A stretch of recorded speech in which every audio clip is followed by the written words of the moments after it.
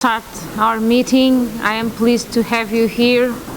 I welcome the delegates and ask them to switch off their mobile phones, please, or keep them in silence. Colleagues, the draft agenda of this meeting has been circulated. Could we adopt it? I ask you to adopt the agenda. Thank you. Few words about our program. We have a busy agenda this afternoon. First, we will hear a presentation by the author of the committee on her ideas and intentions regarding her report for the 25th annual session in Tbilisi. This will be followed by a debate. Next, there will be a presentation by Ambassador Andreas Papadakis, Chair of the OSCE Economic and Environmental Committee and Permanent Representative of Greece to the OSCE. This is also be followed by another debate. Then there will be a presentation by Mr. Alil Yurdakul Igit Guden, Coordinator of the OSCE Economic and Environmental Activities. Again, this is all followed by another debate. Finally, Mr. Igit Guden will speak to us again to introduce a special debate on migration management, opportunities and challenges to the economy in the OSCE region. And I'll give immediately the floor to Mrs. Mariana Tidei, rapporteur of the committee, on her ideas. I'll give you the floor. Thank you, Nilsa. Good afternoon.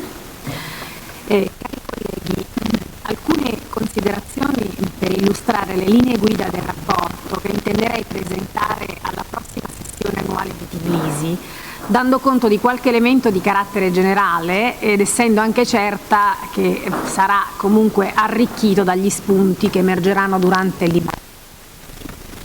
Io desidero partire dalla conferenza COP21 sul clima di Parigi di dicembre del 2015, che si è conclusa con l'adozione per consenso dell'accordo di Parigi da parte dei 195 paesi che erano rappresentati nell'assemblea plenaria. Questo importante accordo, che ha carattere universale e deve essere considerato vincolante a tutti gli effetti, come è noto entrerà in vigore nel 2020. Definisce un nuovo piano di azione globale per evitare al nostro pianeta di subire un cambiamento climatico dalle conseguenze imprevedibili e disastrose. 3 sono i principali obiettivi dell'accordo: favorire interventi finalizzati al contenimento dell'aumento della temperatura, ben al di sotto dei 2 gradi centigradi rispetto ai livelli preindustriali.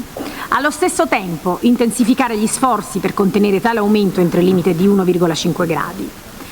Accrescere la capacità di adattamento globale alle conseguenze del cambiamento climatico, garantire flussi finanziari in grado di sostenere gli interventi per attuare il cambiamento climatico. Al centro di questo importante accordo vi sono i piani di azioni climatici nazionali volontari, che tutti i Paesi sono chiamati a predisporre e ad attuare. I governi hanno concordato di verificare il raggiungimento degli obiettivi dell'accordo ogni 5 anni. In coincidenza con tali verifiche, ci si è riproposti di definire piani eventualmente ancora più ambiziosi, anche in considerazione dei progressi che potranno essere avvistati sul piano scientifico. I Paesi economicamente meno robusti, tenuto conto delle avverse condizioni sul piano della congiuntura economica, avranno più tempo per adattarsi e riceveranno uno speciale supporto internazionale per l'attuazione degli standard di emissioni. La conferenza COP22 del novembre di quest'anno, che avrà luogo a Rabat, potrà rappresentare un momento importante di riflessione sugli accordi di Parigi. L'accordo di Parigi però, seppure di importanza fondamentale, si limita a perseguire l'obiettivo di attenuare gli effetti del cambiamento climatico e non di azzerarlo, chiaramente. Ma allora sarà necessario acquisire una consapevolezza sempre maggiore delle situazioni che si verranno a creare in conseguenza di questi processi. I modelli relativi alle proiezioni, che giungono fino al 2050, prevedono un incremento medio della temperatura mondiale intorno ai 2 gradi centigradi, un aumento del livello del mare dai 6 ai 12 centimetri, una riduzione delle precipitazioni compresa tra il 5 e il 10% e infine una maggiore frequenza degli eventi estremi, vale a dire siccità, ondate di calore, piogge torrenziali, cicloni. Secondo gli esperti, l'aumento della temperatura globale porterà ad un innalzamento del livello del mare che impatterà non tanto in termini di estensione del territorio interessato, quanto in termini di percentuale di popolazione colpita, di diminuzione del PIL, di distruzione di centri urbani, aree coltivabili e zone umide. Uno scenario preoccupante che richiede consapevolezza e responsabilità. Queste trasformazioni a carattere globale saranno più accentuate in alcune aree critiche del pianeta, tra questi il Mediterraneo e l'Artico. I settori economici più a rischio saranno quelli maggiormente dipendenti dalle risorse naturali, penso per esempio al turismo, all'agricoltura soprattutto. L'intensificazione dei problemi ambientali renderà sempre più problematico il rapporto con i territori. Vi sarà il rischio di molte carestie in molte parti del mondo. Le ultime statistiche dell'Alto Commissariato per i Rifugiati delle Nazioni Unite, e qui vengo anche un po' al tema di oggi, anzi per la verità di questa sessione, riferiscono di un sensibile incremento dei rifugiati cosiddetti climatici. Va ricordato in tal senso il rapporto più famoso, redatto nel 1994 da Norman Meyers, analista ambientale e tra i massimi esperti di biodiversità, che stimò che il numero di ecoprofughi potesse diventare in breve tempo oltre 25 milioni l'anno. Quelle proiezioni, confermate dall'Alto Commissariato per i Rifugiati delle Nazioni Unite in un rapporto del 2002, prevedevano per il 2050 150 milioni di profughi ambientali, concentrati soprattutto nell'Africa subsahariana, in India, in Cina, in Messico, in America centrale. E all'ultima riunione COP21 di Parigi la stima raggiungeva 20 milioni di persone l'anno. Sono numeri altissimi, preoccupanti e che devono non solo farci riflettere ma anche orientare le nostre politiche. Il tema delle migrazioni, non solo di quelle legate ai cambiamenti climatici, è estremamente delicato e richiede una riflessione a più livelli. Va introdotto innanzitutto un principio di responsabilità condivisa tra paesi di origine, di transito, di destinazione, attraverso l'assistenza ai paesi partner nella lotta ai trafficanti, una cooperazione rafforzata in merito ad una politica di rimpatrio efficace, un approccio più mirato alla cooperazione e allo sviluppo e il potenziamento degli investimenti in Africa. Questo non può voler dire, come purtroppo hanno pensato in molti, accedere all'idea di condizionare gli aiuti allo sviluppo ad uno sforzo reale dei governi africani per accogliere i migranti illegali rimpatriati dall'Unione Europea nei loro paesi di origine. Si tratta della logica del more for more, less for less, che in questo caso si tradurrebbe in una richiesta di maggiori sforzi sui rimpatri e meno aiuti se questi sforzi non venissero realizzati. Io credo che questa sia una prospettiva ingiusta oltre che miope. Rispetto al continente africano, i flussi migratori non devono essere considerati come un fenomeno transitorio, ma al contrario come un fatto strutturale, destinato con ogni probabilità ad aumentare nei prossimi anni a causa dell'aumento della pressione demografica, del probabile permanere dei conflitti locali e regionali, che si sommano a storiche e a irrisolte situazioni di povertà. La conferenza di La Valletta dello scorso novembre ha, a mio avviso, posto la questione sul binario giusto, ma credo sia necessario moltiplicare gli sforzi per l'aiuto allo sviluppo dei paesi origini dei flussi migratori. Un secondo livello di approfondimento riguarda la mobilitazione degli Stati e della società civile in ordine alla gestione dei flussi. È inaccettabile, e lo voglio dire con forza, che molti paesi, adducendo motivazioni di tipo economico, chiudano le loro frontiere e si rifiutano di cooperare per una soluzione del problema. Problema enorme che richiede sforzi e generosità e lucidità da parte di tutti. Ormai il tema delle migrazioni viene dibattuto solo in termini problematici, ma credo sia importante ribadire l'apporto che anche sul piano economico danno gli immigrati alle nostre economie e se integrati a pieno titolo nel tessuto sociale e produttivo. Per un secondo verso, e qui mi rivolgo soprattutto agli Stati europei, gli Stati europei debbono riflettere sul fatto che una politica che imponga limiti e barriere e neghi diritti contraddice il senso del nostro stare insieme ed infine le ragioni stesse dell'Unione Europea. Passando al tema della sicurezza alimentare, mi sento di poter dire che il 2015 è stato un anno importante. A Milano c'è stato l'Expo, che ha avuto un grande successo di pubblico, superando la soglia di 20 milioni di visitatori. E cosa ancor più significativa ai fini del nostro ragionamento, l'Expo di Milano, dedicato al tema Nutrire il pianeta, ha visto il lancio della Carta di Milano, un testo che ha raccolto molti consensi. E questo testo si snoda essenzialmente lungo 3 ordini di paradosso. Il primo, appunto, il contrasto allo spreco di cibo, perché circa 1/3 della produzione mondiale alimentare viene sprecata. Il secondo, la riduzione della percentuale di raccolti che viene utilizzata per nutrire il bestiame. Questo punto influisce sia sulla quantità dei terreni dedicati alla produzione per foraggiamento, sia soprattutto sulle risorse idriche. Su circa 7 miliardi di abitanti della Terra, ben 1 miliardo di persone non ha accesso all'acqua potabile, cosa che provoca la morte di circa 4.000 bambini ogni giorno. Terzo paradosso dello sviluppo: coesistenza nel mondo di fame e ipernutrizione o malnutrizione.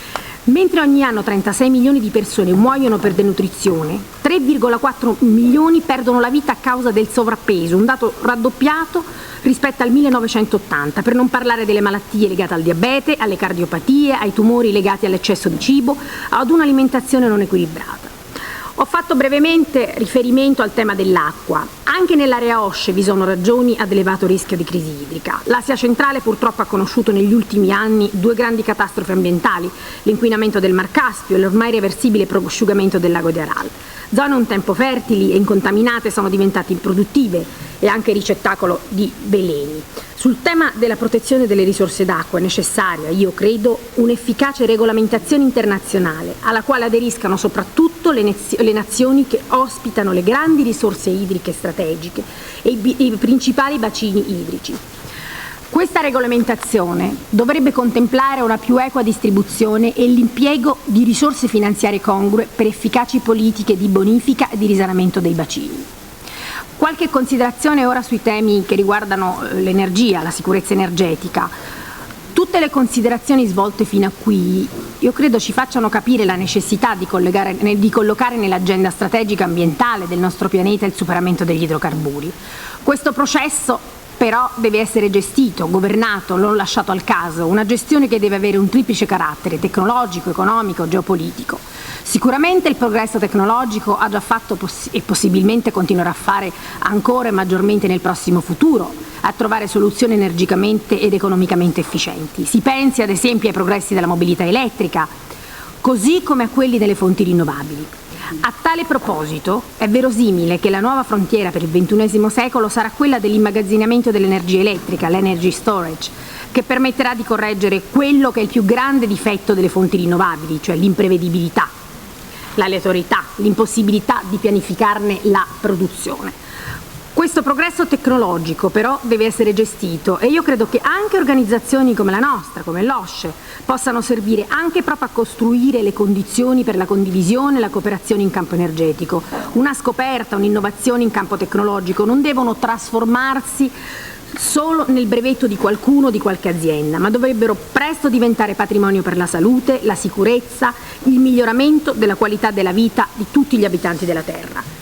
Per questo, e vengo al secondo punto, quella della gestione economica, è importante intervenire perché non si determinino nel mercato dell'energia degli shock finanziari difficilmente sostenibili nel lungo periodo. Sicuramente ci dobbiamo abituare, almeno per i prossimi anni, anche per regioni esposte in precedenza, ad una domanda globale stagnante di idrocarburi. Questa è una tipica situazione che però va governata. La domanda globale stagnante, infatti, può non comportare, se adeguatamente e collegialmente gestita, bilanci in forte deficit per i paesi produttori. In questo senso il recente accordo di Doha rappresenta una buona notizia per tutti. Del resto è evidente a tutti che un prezzo degli idrocarburi molto basso e per un tempo prolungato genera instabilità negli equilibri non solo geoeconomici, ma necessariamente anche geopolitici di diverse regioni del nostro pianeta. Ecco allora che noi dobbiamo acquisire una duplice consapevolezza. Il nostro tempo dal punto di vista energetico è caratterizzato per un verso da un'oggettiva abbondanza dell'offerta di idrocarburi e dallo stesso tempo da un'obiettiva instabilità legata ai luoghi di produzione e di distribuzione degli stessi. Di qui l'importanza di costruire una rete più vasta, interdipendente possibile, penso al caso del gas, per fare in modo che non ci sia una dipendenza troppo forte ed esclusiva da parte di un paese importatore rispetto a un paese fornitore. Di qui ad esempio la necessità di riprendere la questione dell'approvvigionamento dell'Europa del Sud, conclusasi infatti in modo non felice l'esperienza del South Stream. C'è bisogno di compensare con altri progetti in questa parte di Europa, in modo tale da assicurare quella diversificazione, quell'equilibrio nelle forniture, senza il quale non si costruiscono le condizioni di una vera, profonda e duratura stabilità geopolitica. In questo quadro si inserisce anche un po' il difficile rapporto con la Russia e la necessità di tenere aperto un canale di comunicazione con quel paese che favorisca soluzioni autenticamente rispettosi dei diritti dello Stati, in primo luogo l'Ucraina, e dei popoli. Desidero però ricordare che le sanzioni alla Russia, indipendentemente dalle ragioni politiche che hanno indotto alcuni Stati ad applicarle, oltre a deprimere economie di diversi paesi e della Russia stessa, naturalmente, hanno un effetto distonico rispetto allo spirito di Helsinki e a questo delicato, precario equilibrio che pure dobbiamo mantenere se vogliamo effettivamente aiutare la pace e la sicurezza.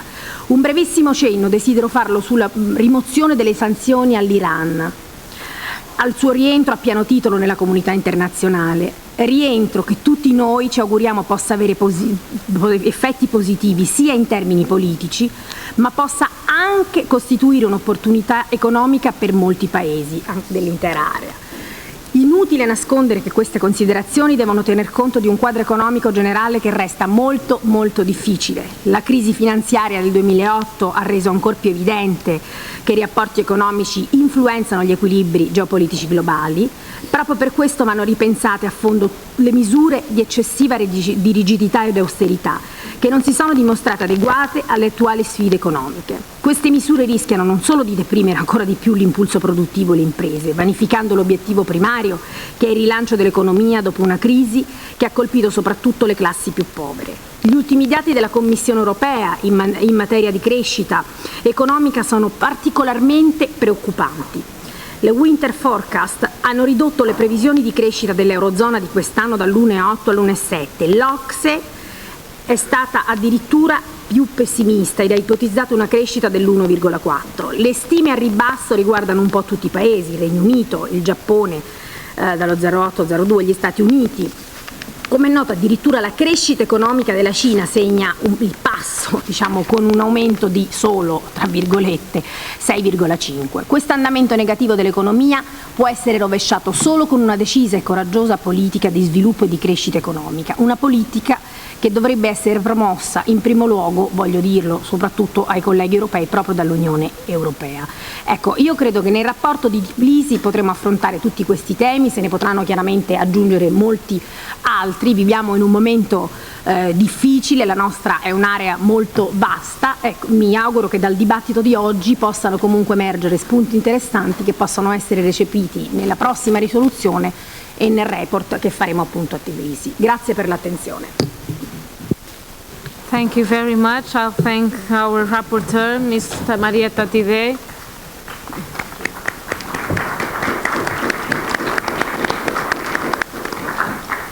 And I'll initiate our debate, and I'll give the floor to Aksha Nurbedieva to have the floor in this point. Thank you. I'll give you the floor. Уважаемый госпожа председатель, уважаемые коллеги, дамы и господа, межпарламентское взаимодействие является важной составляющей межгосударственного диалога, призванного вносить свой вклад в восстановление климата доверия на пространстве ОБСЕ, решение международных вопросов в области безопасности, устойчивого развития и человеческого измерения. Концептуальные подходы Туркменистана по широкому кругу вопросов международной повестки дня были четко сформулированы в официальных выступлениях президента Туркменистана Гурбангулы Бердымухамедова на сессиях Генеральной Ассамблеи ООН, высоких форумах ОБСЕ и других международных организациях. Туркменистан, будучи привержен широкому и конструктивному партнерству с ОБСЕ, сделал ряд конкретных предложений, направленных на дальнейшее совершенствование деятельности организации, на укрепление правовых и институциональных основ совместной работы, консолидацию усилий по продвижению целей и задач ОБСЕ. Среди них экономической концепции ОБСЕ, подготовка комплексной экологической программы, формирование Совета по устойчивой энергетике, комиссии по транспортной политике, разработка долгосрочной платформы действий ОБСЕ в гуманитарном измерении и не менее важные другие вопросы. Решение этих задач зависит и от деятельности парламентской ассамблеи, в компетенцию которой входит оценка достижений целей ОБСЕ, обсуждение вопросов, поднимаемых на саммитах и заседаниях Совета министров иностранных дел ОБСЕ, создание условий для устойчивого развития институтов организации. Экономическое и экологическое измерение сотрудничества в рамках ОБСЕ имеет важную роль в устойчивом развитии наших государств. Решение вопросов обеспечения устойчивого развития, стратегические цели которого были согласованы и приняты государственными членами ООН в рамках повестки дня для устойчивого развития на период до 2030 года, могут стать неотъемлемой составляющей всей деятельности как ОБСЕ, так и ее парламентской ассамблеи, ибо экономическое благосостояние является наиболее устойчивой платформой обеспечения как безопасности, так и достойных условий для реализации прав человека. Уважаемые коллеги, в настоящее время, когда мировая финансово-экономическая система переживает сложный период, перед ОБСЕ стоят непростые задачи, связанные с упреждением и нейтрализацией вызовов, возникающих в сфере экономики. Анализ мировой экономической ситуации позволяет выявить факторы, влияющие на современное экономическое развитие. Среди них необходимо отметить надежное и безопасное энергоснабжение, рост производства товаров, эффективная система транспортировки грузов, гармоничная система международной торговли. Именно исходя из этого анализа Туркменистаном были выдвинуты стратегические инициативы в области обеспечения энергетической безопасности, создания эффективной национальной, региональной и межконтинентальной инфраструктуры мультимодальных транспортных и транзитных коридоров, призванных вывести мировую экономику на траекторию устойчивого роста. В контексте совместной работы с ОБСЕ необходимо проанализировать возможности развития и совершенствования многостороннего взаимодействия в рамках экономического, экологического форума организации в целях обеспечения устойчивого развития. В частности, предлагается изучить подходы по формированию структур, ответственных за координацию работы в таких сегментах экономики, как энергетика, промышленное производство, транспорт, торговля.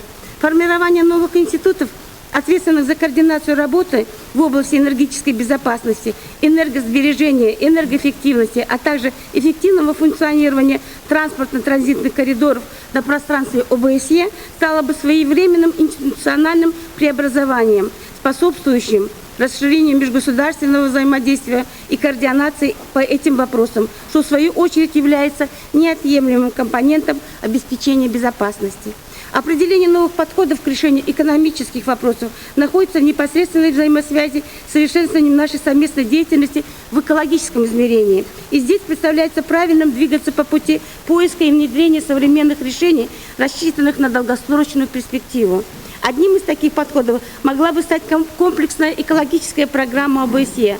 Такой подход, на наш взгляд, позволит в увязке с решением вопросов безопасности, экономической и гуманитарной тематикой конкретизировать приоритеты организации природоохранной сфере. Туркменистан ранее выдвинул идею о целесообразности создания Центра современных экологических технологий ОБСЕ, деятельность которого была бы направлена на практическое применение инновационных решений и координацию наших совместных усилий в сфере экологии. Этот подход также отражен в инициативах президента Туркменистана относительно открытия в Ашхабаде регионального центра по технологиям, связанным с изменением климата в Центральной Азии, разработки специальной программы по спасению орала и водной стратегии, а также о создании действенных многосторонних механизмов сотрудничества для обеспечения экологической и техногенной безопасности на Каспийском море. В целом проблематика обеспечения безопасности и укрепления мер доверия, создание прочных политических и юридических условий для развития основанных на высоком доверии отношений между государствами и участниками ОБСЕ приобретает в настоящее время особую актуальность. Задача парламентариев состоит в имплементации международно-правовых норм в национальное законодательство стран-участников ОБСЕ. Уважаемый председатель, уважаемые коллеги, в заключение хотелось бы подчеркнуть, что Туркменистан открыт для широкого партнерства по всем направлениям международной деятельности и выражает готовность к продолжению конструктивного и плодотворного взаимодействия со всеми участниками парламентской ассамблеи с целью реализации высоких целей, стоящих перед нами по созданию атмосферы доверия, безопасности и устойчивого развития. Благодарю за внимание. Thank you, Ms. Nurbedieva. And next, I will give the floor to Mr. Goran Pettersson from Swedish delegation. Thank you. Thank you, Madam Chair. The rapporteur has given us a long list of interesting topics. But since this is the OSCE, I think it's very important that we focus on some topic which has the highest implication on what the rapporteur called geopolitical stability, and I would like to slightly rephrase it and call it geopolitical security. And in that case, I think both the climate questions connected with energy could be that we focus. Because the report will be extremely comprehensive if we go in the same depth on all the topics.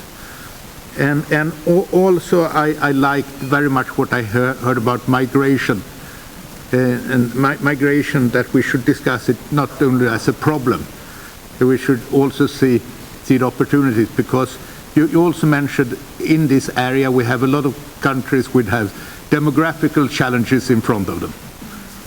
So if we are able to in this report handle both all these major topics and also do a little bit in-depth study on how we can turn what in the short perspective looks at a problem into an opportunity, and also in some of these questions that we are able to keep different time perspective. So we're talking about the short term and the medium term and the long term. Thank you very much. Thank you very much, Mr. Pettersson, and I'll give the floor to Mrs. Elvira Dobrinski-Weiss from German delegation. Vielen Dank, Frau Vorsitzende. Liebe Kollegin Tidai, Sie haben mir mit Ihrem sehr umfassenden Bericht sehr aus dem Herzen gesprochen. Ich danke Ihnen dafür. Und ich möchte anschließen an die Worte des Kollegen aus Schweden. Ich halte schon für wichtig, dass wir diese Fragen gerade auch im umweltpolitischen Bereich sehr viel stärker auch angehen, auch wir hier in dieser parlamentarischen Versammlung. Insbesondere möchte ich auf die Punkte der Nahrungsmittelverschwendung hinweisen. Sie haben es genannt. Ich glaube, dass wir da noch aktiver werden müssen. Zudem möchte ich auch auf den Bereich der Futtermittel und des Saatgutes als Grundlage der Lebensmittel eingehen. Hier finde ich sehr wichtig, dass wir uns auch positionieren, dass wir tatsächlich auch solche Futtermittel oder Saatgut auf den Weg bringen, das beispielsweise eben nicht GVO verändert ist. Das ist eine ganz wichtige Frage. Das habe ich jetzt zwar leider in Ihrem Bericht nicht gehört, vielleicht habe ich es auch überhört. Eine andere Frage ist nochmal die zum Thema erneuerbare Energie. Mir ist es hier noch viel zu wenig auch in Ihrem Bericht deutlich geworden. Denn es geht doch auch darum, das Vordringen nach wie vor etwa von Atomkraft oder Energie aus Atomkraftgewinnung tatsächlich auch ein Stück weit oder sehr viel stärker zurückzustellen. Das fehlt mir hier und da würde ich Sie bitten, auch, dass wir da noch verstärkt dran arbeiten. Vielen Dank.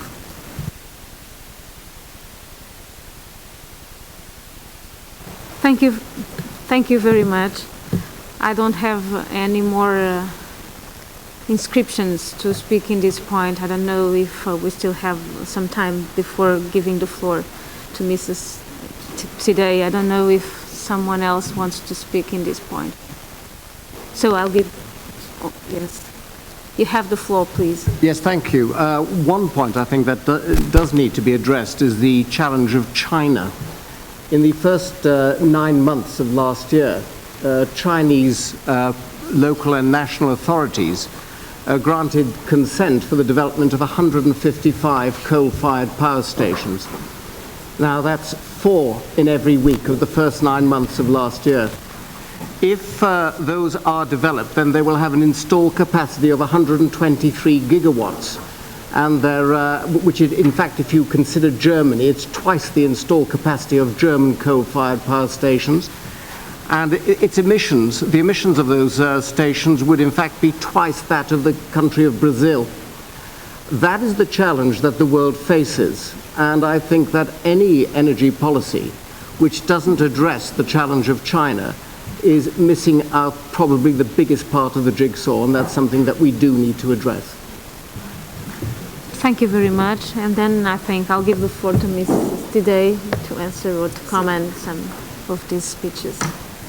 Sì, allora intanto grazie per gli spunti. Come avevo precedentemente detto nella mia relazione, chiaramente la relazione di oggi conteneva alcune linee guida ed alcune idee per la prossima relazione appunto di Tbilisi, traccia che chiaramente dovrà tener conto degli argomenti sollevati in questa sede del dibattito.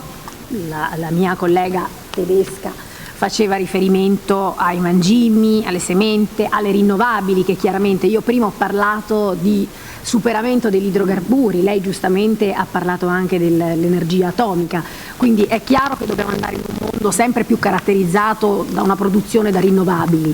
Io ne ho fatto cenno, probabilmente è stato un cenno troppo superficiale, ma ne terrò assolutamente conto nella stesura della relazione per Tbilisi. Così come delle opportunità rispetto comunque ai fenomeni dei flussi migratori. Chiaramente purtroppo anche i media ci danno sempre l'impressione che quando si parla di migrazioni si affronti un problema, cioè lo vediamo solamente dal punto di vista della problematicità, dell'accoglienza, dell'emergenza soprattutto, ma io sono perfettamente consapevole invece che c'è una sfida demografica, ci sono necessità demografiche in molti nostri paesi e che soprattutto i migranti portano valore aggiunto alle nostre comunità, sia in termini culturali ma anche in termini economici. Io voglio fare l'esempio piccolo, diciamo, del mio paese, dell'Italia.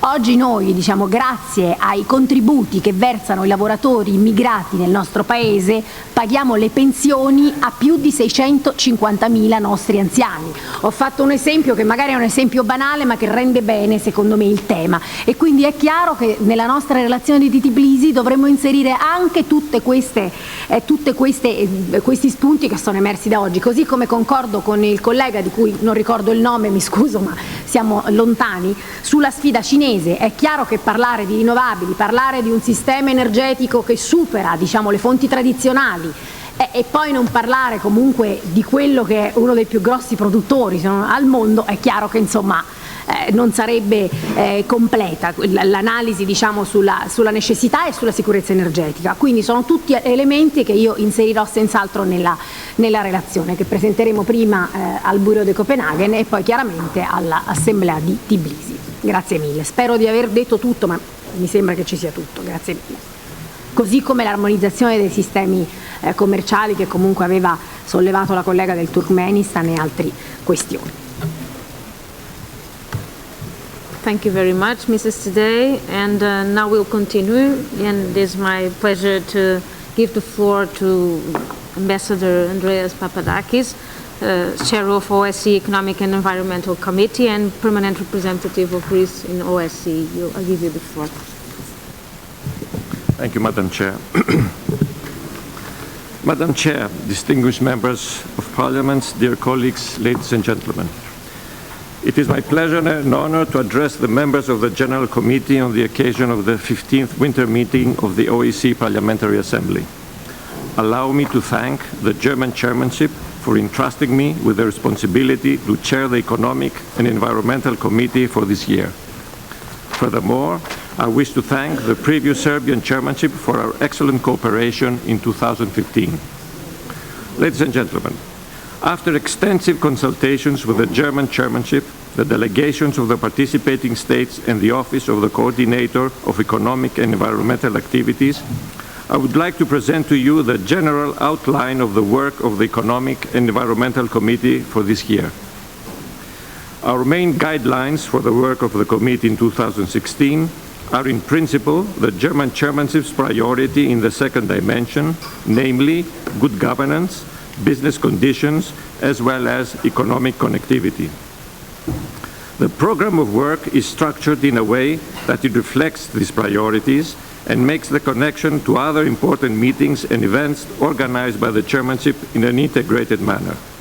The chairmanship's aspiration to include in our deliberations the private sector and adopt a multi-stakeholder approach to the debate is, in my view, very important, and we are committed to serve this goal. Without going into details, let me inform you that in 2016, we will continue the fruitful practice of inviting representatives of the OSCE field operations to learn about their work in the second dimension, including the head of missions who will visit Vienna on the occasion of their report to the Permanent Council. Another important goal of our work this year will be to involve in our discussions different stakeholders, including the business sector, for enabling a more substantial dialogue between governments and the private sector on economic and environmental issues. Based on the priorities of the OSCE German chairmanship, we plan to organize, with the support of the Office of the Coordinator for Economic and Environmental Activities, 7 thematic meetings. Allow me to briefly present them. On transport and customs administration. In line with the OSCE German chairmanship's priority to strengthen economic connectivity, we held yesterday a thematic meeting on transport and customs administration in order to give a comprehensive overview of the potential of Euro-Asian inland transport links and the role of the OSCE in overcoming existing obstacles in these important areas. In my view, the results of the discussions we had yesterday are extremely positive and will definitely contribute to our future work. On migration, in March, the committee will hold a thematic meeting that will focus on promoting efficient labor migration policies. We will also further explore the potential for enhanced engagement with relevant academic institutions and international partners such as the International Labour Organization, ILO, International Organization for Migration, IOM, Organization for Economic Cooperation and Development, OSCE, the Migration Policy Institute, MPI, and others. On trade facilitation and economic cooperation, in April, the committee meeting will be dedicated to trade facilitation and economic cooperation with the aim to explore the ways to strengthen dialogue and the exchange of best practices in the field of trade facilitation and explore regional initiatives aiming at fostering economic cooperation through trade facilitation. On business climate, in accordance with the OSCE comprehensive approach to security, our committee meeting in June will explore the framework conditions for improvement of business climate through intensification of trade and investment and development of a business-friendly environment as a prerequisite for ensuring sustainable development in the OSCE area and beyond. On energy, after the summer recess, we will address the important topic of energy, in particular sustainable energy. While issues related to energy can be a source of tension, they also offer many opportunities for fruitful cooperation. This meeting will review the most recent activities and explore further steps to be taken towards enhancing energy cooperation and energy security in the OSCE area. On water governance and disaster risk reduction, in November, the committee will provide an opportunity to overview the OSCE's current and future activities in the area of water governance and disaster risk reduction. This meeting will also emphasize the continuity of our work with the priorities of the Swiss and Serbian chairmanships. On climate change, finally, our last thematic meeting in December will focus on climate change. This meeting will aim at taking stock of the impacts of climate change in the OSCE area, particularly from the security perspective. It will also give an opportunity to outline the OSCE activities related to this topic and explore the opportunities for future work and partnerships in light, of course, of the Paris Agreement on climate change. Dear participants, the topics just outlined set out the areas where we have an opportunity to cooperate further to increase the relevance of the economic and environmental dimension in order to achieve the overriding objective of renewing dialogue, rebuilding trust, restoring security. A number of topics on our agenda area are of cross-cutting nature, and we need to discuss them through a cross-dimensional and all-inclusive approach. In this regard, as we did during 2015, the Economic and Environmental Committee is open to the practice of holding joint meetings with the other committees on issues of common interest in consultation, of course, with the chairmanship. One such meeting is already scheduled in cooperation with the Security Committee on countering the financing of terrorism. On another issue, the main topic of this year's Economic and Environmental Forum, to be held in September in Prague, will be strengthening stability and security through cooperation on good governance. On our way to Prague's forum, 2 preparatory meetings will set the tone for successful deliberation of this year's forum. The first preparatory meeting was already held here in Vienna on 25 and 26 January, and the second will take place in Berlin in mid-May. Back to back with the second preparatory meeting, the German chairmanship will organize in Berlin a business conference on connectivity that will bring together business representatives from across the OSCE area. I am pleased to note that the Economic and Environmental Forum process will allow us to address 3 important areas of good governance, namely good governance as a basis for business interaction, effective fight against corruption, money laundering, and the financing of terrorism, as well as good migration and environmental governance to support stable economic development. Ladies and gentlemen, we recognize that women's participation in the economic sphere contributes significantly towards economic recovery, and that implementation of existing commitments on eliminating discrimination against women and promoting equal opportunities for them in the economic and environmental sphere is essential to the security and stability of the OSCE region. Having that in mind, the Economic and Environmental Committee intends to incorporate and integrate the gender perspective in the ongoing activities and programs. I'm confident that in 2016 we can accomplish in the framework of the economic and environmental dimension, with the help of all participating states and all OSCE structures, further progress on many related issues. I trust that the topics just outlined set out the areas where we could and should cooperate to make best use of all potentials and to strengthen the work of the second dimension.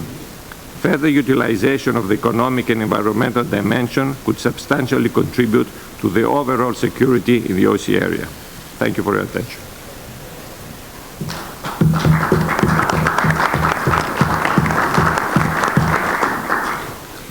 Thank you, dear Ambassador. Now we'll have the debate on this presentation.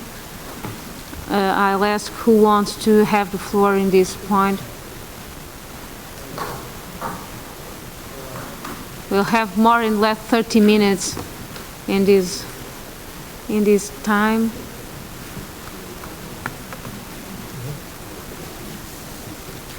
So we'll continue, and I'll ask to Mr. Alil Yurdaku Guden, Coordinator of OSCE Economic and Environmental Activities. I welcome you.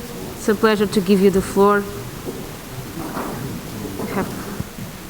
Thank you, Madam Chairperson.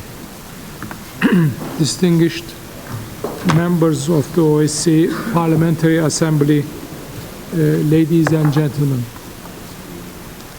It is a great honor to participate today in the 15th winter meeting of the OSCE Parliamentary Assembly and address the Committee on Economic Affairs, Science, Technology and Environment. Before presenting you the activities that my office has planned for 2016, I would like to dedicate a few minutes to the 24th OSCE Economic and Environmental Forum. As you might already know, this year the forum process focuses on strengthening stability and security through cooperation on good governance, as mentioned before by Ambassador Papadakis. My office, in close cooperation with the German chairmanship, organized last month, 25th till 26th of January, the first preparatory meeting of the forum process. During the 2 days, participants discussed the benefits of good environmental governance and how it can support sustainable development, foster a favorable business and investment climate, and contribute to prosperity, stability and security.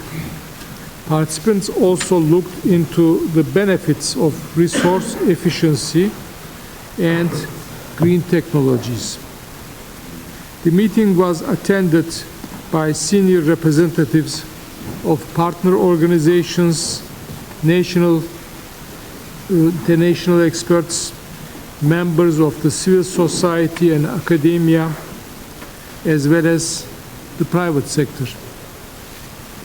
I would like to take this opportunity to thank the Parliamentary Assembly for the interest in the Economic Environmental Forum process, and in particular Ms. Nilsa Sena, Vice Chair of this committee, for her valuable contribution to the discussions we had. As mentioned before by Ambassador Papadakis, now our efforts are concentrated on the preparations of the second preparatory meeting that will take place in Berlin on 19th-20th of May, and that will be devoted to such important topics as good governance as a basis for business interaction and good investment climate, and good migration governance to support stable economic development. As per established practice, the concluding meeting of the Economic Environmental Forum will be held in Prague from 14th to 16th of September 2016.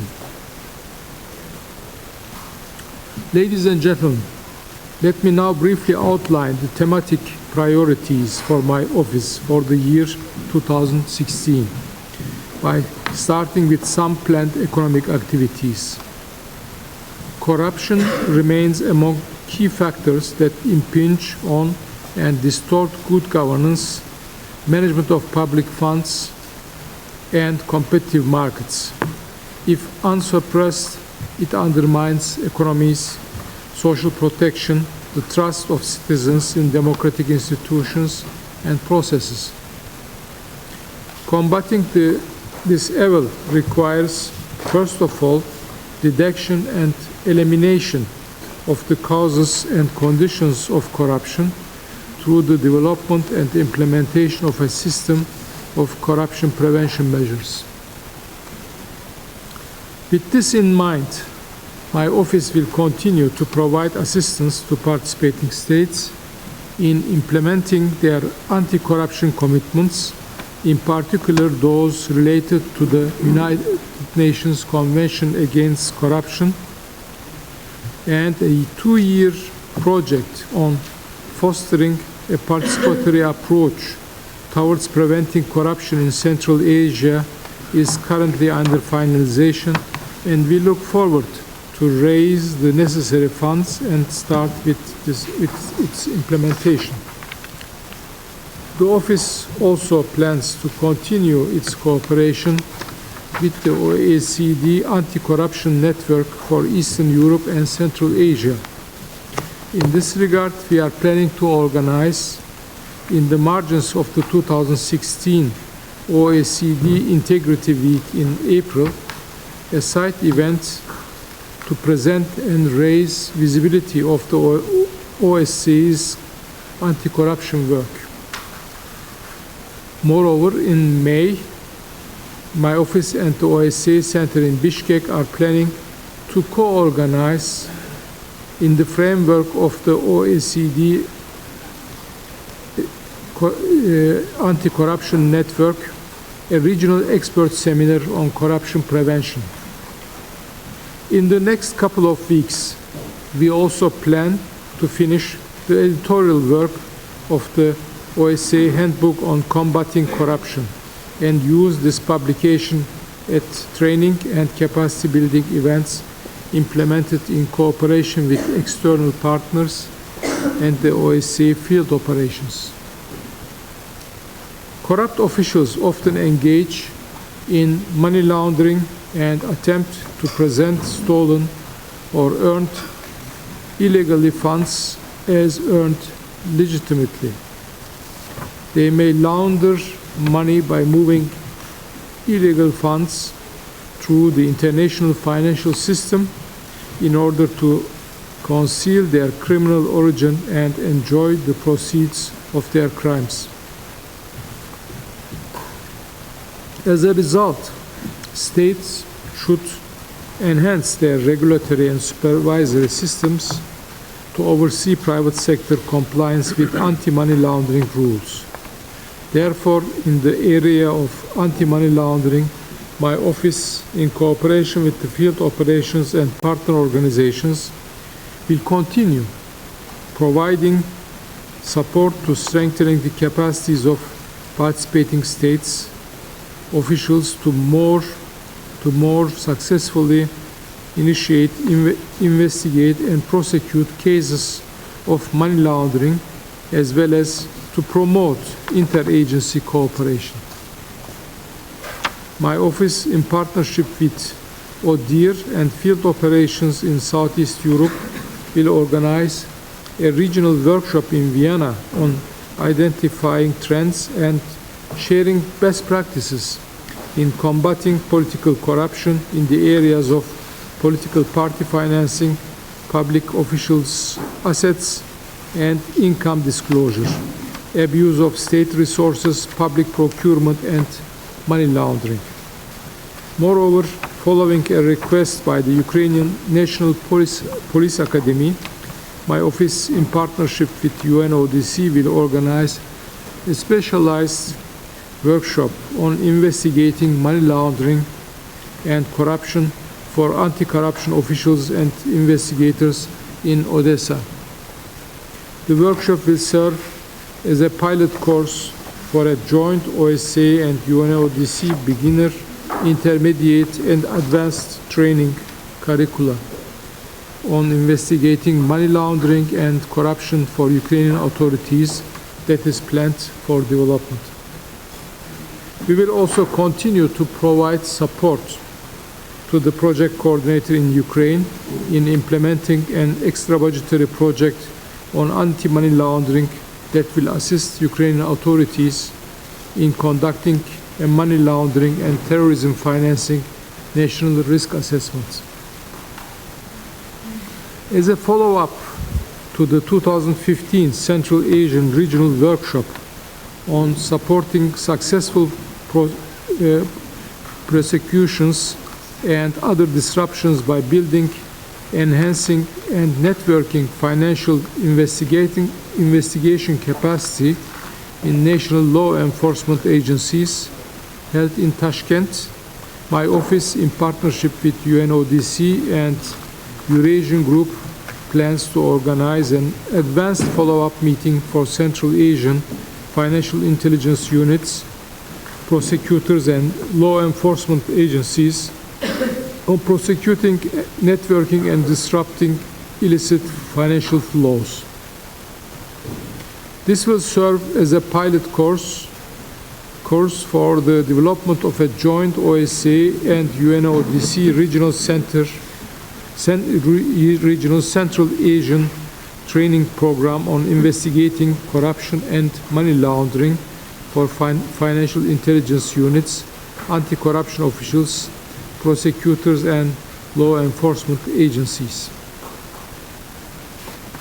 In partnership with the World Bank, we will also support the development of a money laundering national risk assessment in Bosnia and Herzegovina. The national authorities will be supported in gathering data and statistics and evaluating risks in their anti-money laundering systems. Contemporary economic realities call for enhanced harmonization of transport and customs operations that impact trade and commerce. Efficient border management policies create simplified border crossing procedures that create favorable conditions for diversified trade activities. In the area of transport, trade, and customs, my office, in support also of the German 2016 OSCE chairmanship's focus on promotion of economic connectivity, will remain quite active. In June, in Dushanbe, we will support the OSCE office in Tajikistan with the organization of a regional trade facilitation workshop for Ministry of Trade, Transport and Customs representatives from countries in Central Asia and Afghanistan. The event will inter alia provide guidance for countries interested in establishing national trade facilitation committees and look into issues related to acceding and implementing the WTO trade facilitation agreement. In September, in Astana, we plan to conduct jointly with the OSCE Program Office in Astana and the World Customs Organization a regional workshop on enhancing trade facilitation through the improvement of regional transit. The event will gather relevant officials from landlocked developing countries in Central Asia and the South Caucasus. My office will also continue to support the dialogue on good migration governance. As a follow-up to the planned Security Day in Rome in March, we will organize an expert meeting in Vienna to explore areas for an enhanced role for the OSCE to play in this policy field. At field level, my office will support the government of Kazakhstan in improving legislation and practices in the field of readmission of irregular migrants in their countries of origin, in line with good practices and international standards. Training of trainers seminar to improve the effectiveness of labor migration policies and practices will be carried out in Kazakhstan and Tajikistan in line with the specific needs and expected outcomes of the respective governments. Moreover, practitioners and experts from ministries of labor of countries in Eastern Europe will be invited to Chisinau, Moldova in the framework of an extra budgetary project on gender-sensitive labor migration policies, awareness raising in the Mediterranean region and Eastern Europe. In cooperation with ODIHR, ILO, IOM, participants from Belarus, Bulgaria, Finland, Hungary, Moldova, Poland, Romania, Russian Federation and Ukraine would be engaged in a 3-day exchange of views and experiences on how to make migration a successful experience for male and female migrants, as well as for countries of origin and destination. What is on the environment and security agenda in 2016? First, let me say that all environmental activities of my office this year are envisaged to contribute to efforts of the OSCE participating states to implement the outcomes of the post-2015 global processes, particularly the 2030 Agenda for Sustainable Development that includes the Sustainable Development Goals, the Paris Climate Change Agreement, and the Sendai Framework for Disaster Risk Reduction.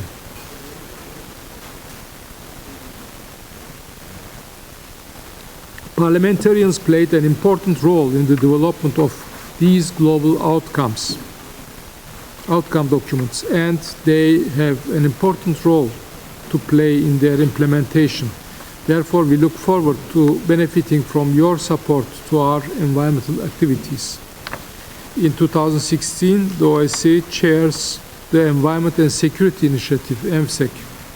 In the course of 13 years, this initiative has enabled us to work closely with UNDP, UNECE, UNEP, and the Regional Environmental Center, REC, on the environment and security challenges in a coordinated and complementary way. Priorities of our ENVSEC chairmanship this year are to further strengthen the initiative from a security perspective and to ensure synergies between ENVSEC activities and the implementation of the outcomes of the 2015 global processes related to sustainable development, climate change, and disaster risk reduction. In the focus area of water governance, this was the topic of last year's Economic and Environmental Forum. We plan to continue and advance our work to raise awareness for a comprehensive security approach to water management, to further deepen our collaboration with other international actors engaged in water governance and water diplomacy, including within MSEC, to facilitate together with UNECE the entry into force of the Dniester River Basin Treaty signed by Moldova and Ukraine back in 2012, including the establishment of a joint body for interstate cooperation in the area of protection, sustainable use and development of this river basin. To facilitate the finalization and endorsement of the bilateral water agreement between Azerbaijan and Georgia on the Kura River Basin, and to work closely with our field operations in support of water governance at national and transboundary level in Central Asia and Southeastern Europe. To follow up the 2014 Basel Ministerial Council decision on enhancing disaster risk reduction, we will advance our support to participating states in this field, with a special focus on floods and wildfires. More specifically, with the introduction of the fire danger rating system, we will further advance our activities on wildfire management in the South Caucasus.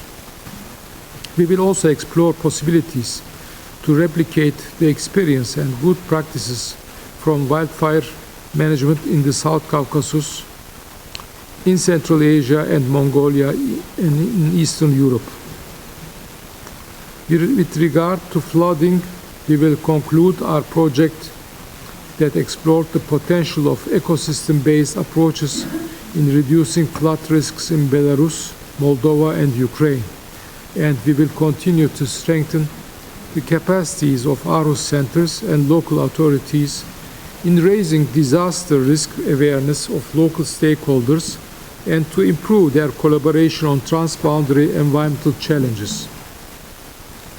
Ladies and gentlemen, in October last year, the discussions at the Security Day on climate change reiterated the urgency to address the security implications of this development.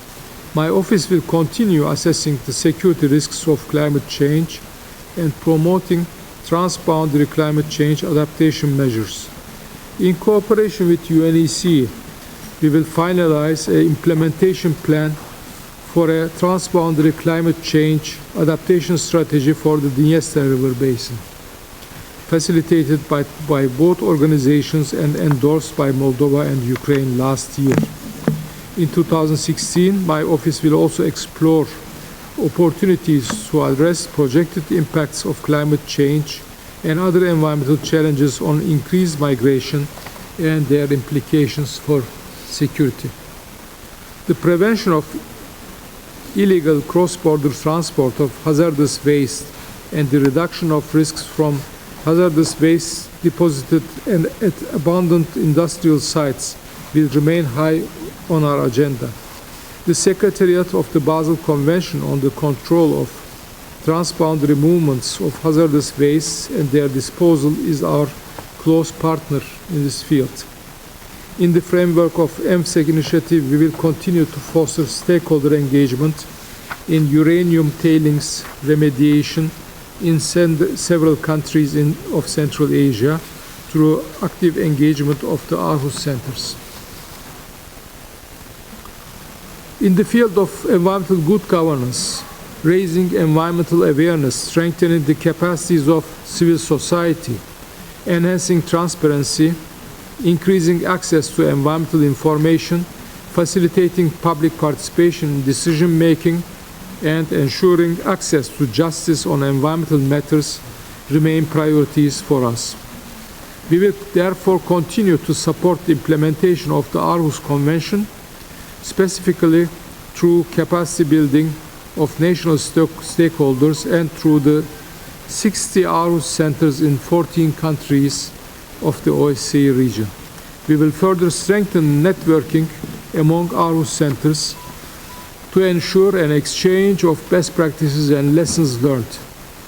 In 2016, our annual Aarhus Centers meeting will focus on the role of Aarhus Centers in greening the economy and enhancing resource efficiency. My office is also planning to continue its CASE NGO Small Grants Program, which so far supported 67 NGO projects in Armenia, Azerbaijan, and Tajikistan. My office will carry on with gender mainstreaming its environmental activities, particularly through projects on water management and Aarhus centers that were developed together with the gender section of the OSCE Secretariat. Our engagement with the Mediterranean partners for cooperation constitutes a strategic component of our work. This year we plan to have a regional consultation within the framework of the Valencia follow-up process to consolidate results of the 2 expert-level workshops we organized in 2012 and 2014. This event will further promote a dialogue on environment and security issues in the southern Mediterranean region and identify an implementation plan and concrete follow-up projects. My last point, the energy security, a crucial area of our work. We will build upon activities undertaken in past years, also taking into account the 2 decisions on the environment and energy adopted at the 2013 Ministerial Council in Kiev. Given our mandate, the acknowledged close linkages between energy security and environment, and the outcomes of the Paris Climate Change Conference, sustainable energy will continue to feature prominently in my office's work. We are planning a range of activities in cooperation with the OSCE field operations and with international partners to promote best practices in this area, build capacity, and provide a platform for dialogue for a broad variety of stakeholders. For the Mediterranean partners for cooperation, we will conduct a field study on sustainable energy. It will showcase leading technology in renewable energy production, storage solutions, energy efficiency, and network integration in Austria and Germany, and will bring together representatives from the public and private sector to assess the potential for future partnerships. Increasing the resilience of non-nuclear energy, critical energy infrastructure from natural disasters through the dissemination of viable concepts for risk assessment and mitigation can be a viable tool to strengthen energy security in the OSCE area. In the context of the respective 2013 Ministerial Council decision, my office is currently finalizing a handbook on protecting electricity networks from natural disasters, which we hope to be able to release later this year. Finally, I would like to underline the importance of expanded cooperation with specialized international energy organizations to take advantage of their unique knowledge base.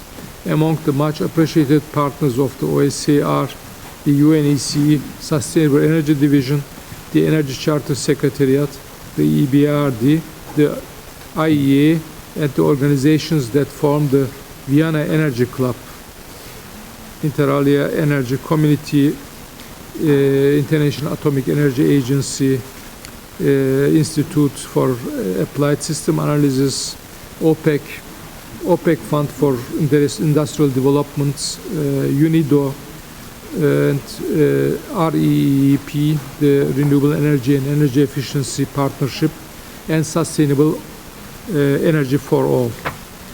Thank you for your attention.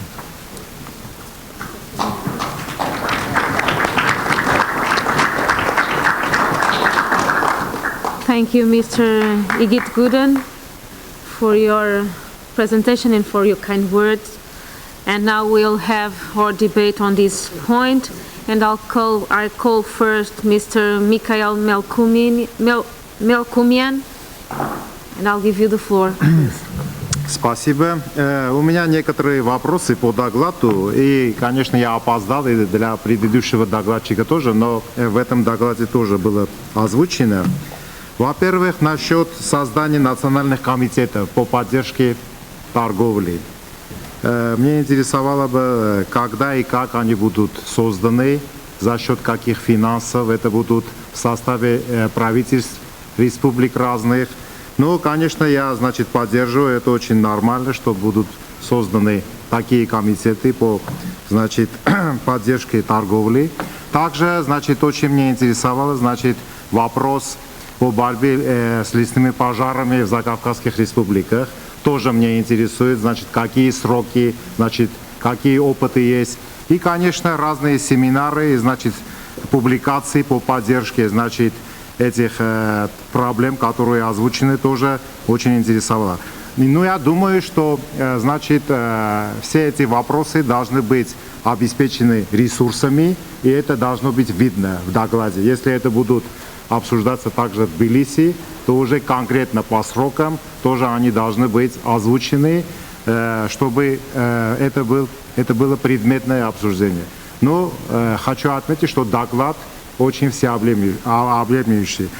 И я хотел бы сказать, здесь было озвучено также, что, значит, будут в разных программах обсуждения этих вопросов приглашены представители частного сектора. По каким критериям будут приглашены, какие сферы, из каких республик должны быть приглашены, значит, вот эти фирмы или бизнесмены, которые будут участвовать в разных обсуждениях. Спасибо.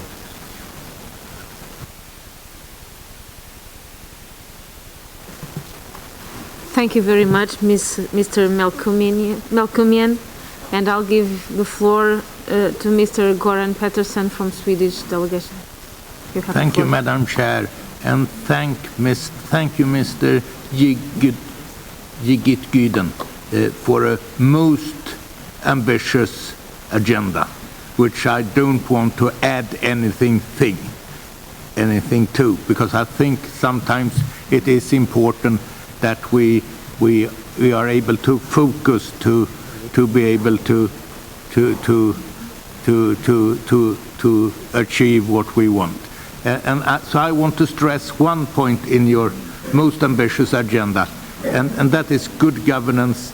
And you made a very good connection with fight against corruption, because corruption we have seen and lack of good governance could not only create economic risk to neighboring countries, because we tied together in an economic web, but lack of good governance and corruption could also create a security threat, because weak states are actually a threat to their neighbors. So I praise that part very much, and also the idea of involving parliamentarians, because in the end it's we parliamentarians who are the direct link to our people. Thank you very much. Thank you very much. And I'll give first. You have the floor, please. Thank you. My name is Sophocles Fitis from Cyprus delegation. I think that three-word phenomena, corruption, as you discussed, trafficking of persons for labor or sexual or for extracting or human organs for trade, and the climate change, the destruction of the environment are interconnected, and they are creating destruction of human lives, destruction of areas, and they are creating migration because of environmental reasons. These three phenomena are interconnected in my view, and I don't know if you agree. And my question shortly is, what is OSCE is doing, or your office is doing about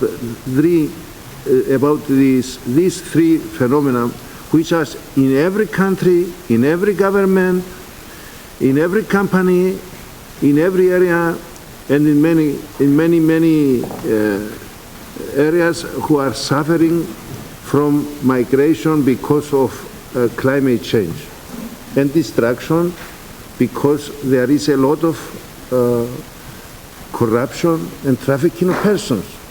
Okay, thank you. Thank you. Now I'll give the floor to our Belgian colleague. Thank you. Merci Madame la Présidente. Je voulais évidemment vous féliciter pour la qualité de votre rapport, pour les objectifs et l'ambition qui se trouve effectivement dans ce rapport. Et donc vous avez parlé aussi longuement de toute la problématique du blanchiment, mais je pense qu'il y a une priorité sur laquelle nous devons énormément insister dans les semaines et dans les mois qui viennent, c'est bien évidemment le financement du terrorisme.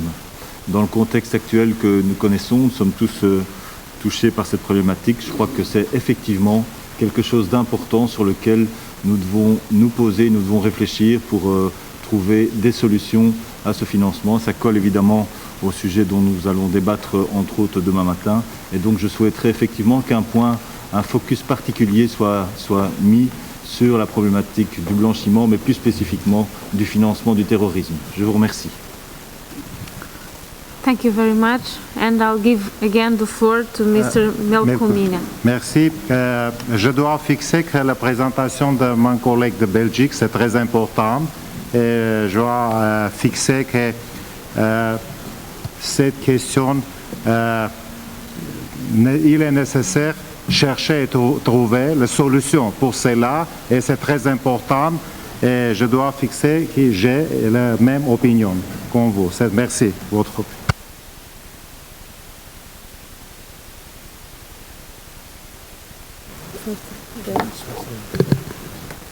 I'll give the floor to our colleague from Switzerland, please. You have the floor. Merci Madame la Présidente, chers collègues.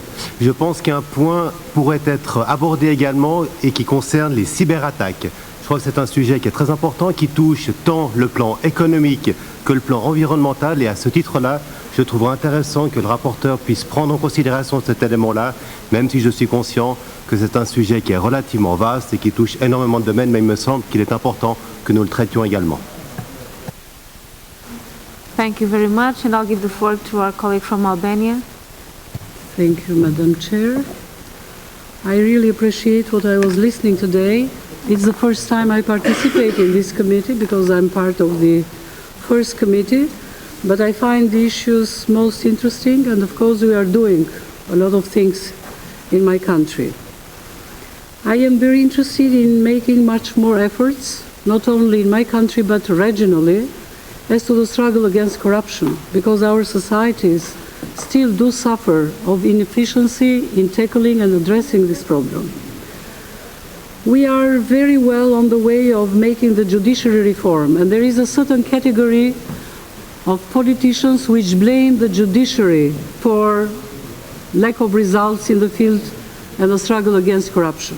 Personally, I don't belong to that. Of course, it's part of that, but at the same time, we have to concentrate efforts and to make even civil society more aware of the role they have to play in the struggle against corruption and good governance and a lot of other things that I was listening to the Honorable Coordinator for Economic Division, and thank you for the full agenda, and thank you for also bringing parliamentarians on board, because parliaments have a great role to play, especially in the societies with a fragile democracy and the societies which are on the way to consolidate independent institutions, the role and the authority of which is closely linked with the struggle against corruption.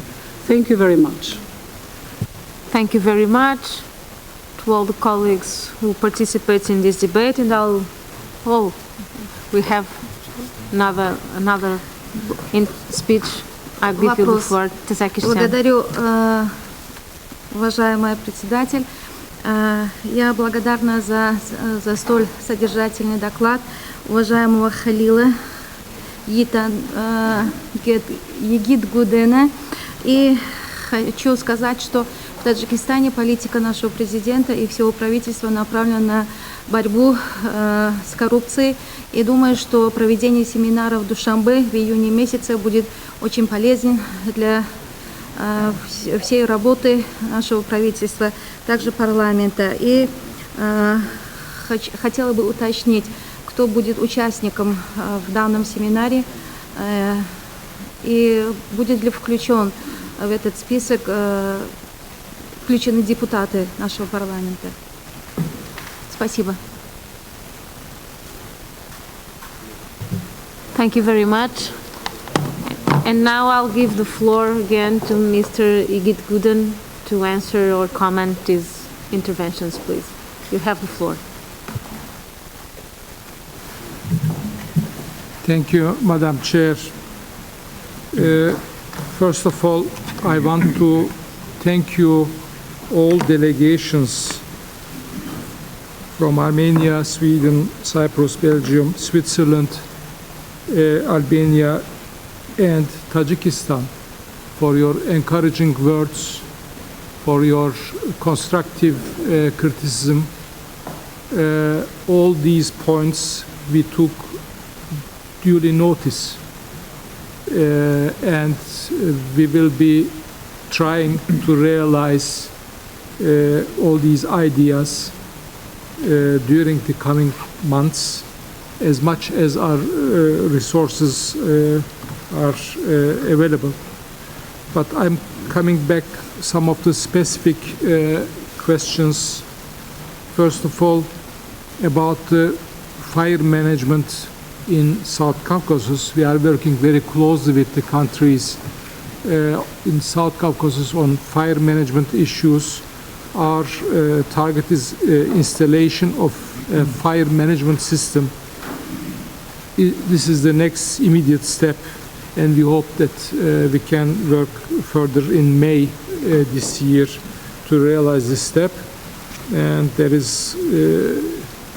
was several trainings during the past years, and we hope that the countries have something standing in their hand, some manuals, some system that how they can cope with this disaster. Because in the past we were joking when countries in the north were speaking about say forest fire issues. Now countries, they never faced in the past forest fires or wildfires.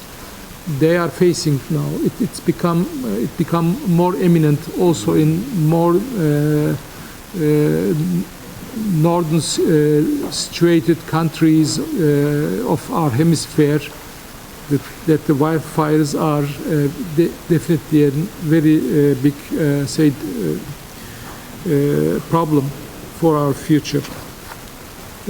Coming back to the business representatives, they usually are invited via business associations and so on under the guidance of the German chairmanship. This year we will work together how we can invite the business representatives, but usually we want to have associations, business associations. They represent a larger number of companies. Maybe I expressed myself a little bit wrong. We are not creating trade committees.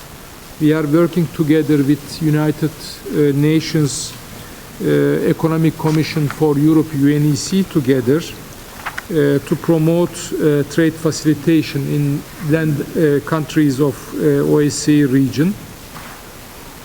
And we help them. If they want to enter the WTO and ask our help, we help them how to cope with the rules of WTO, how to promote free trade in their countries.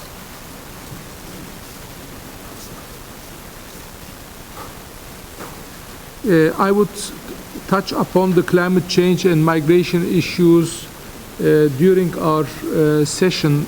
I'm asked to speak on our work in the field of migration, and I will do this soon. And in the field of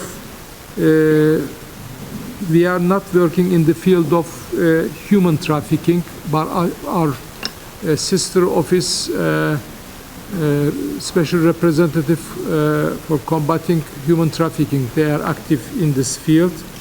Similarly, cyber attacks are addressed from our other division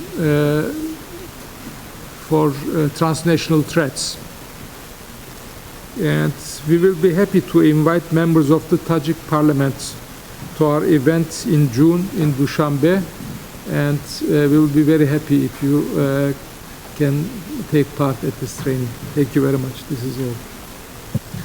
Thank you very much, Mr. Igit Guden. Now we have the special debate on migration management, opportunities and challenges to the economy for OSCE region. Before proceeding to debate, I would like to say a few words about this issue. You have the floor in previous point. You have the floor. J'avais posé la question sur la problématique de la lutte contre le financement du terrorisme et j'ai pas eu de réponse à ma question sur un focus qui pourrait être donné dans le cadre des actions qui sont menées contre le blanchiment, spécifiquement pour la lutte contre le terrorisme. J'aimerais entendre si ça constitue effectivement une des priorités pour les semaines et les mois qui viennent. Merci. I think our colleague needs a specific answer to the question he made. Yes. You have the floor again. Yes, thank you. Thank you, Madam Chair. Sorry, I forgot it. This is one our most active areas where we work, combating money laundering, combating financing of terrorism. We are working in this regard with very technical organizations like Financial Action Task Force, Eurasian Group, and in this field we have an excellent guide book for national risk assessments. Several countries used it already in Southeast Europe, including Serbia and Montenegro. And in Central Asia, we started also to assist our participating states.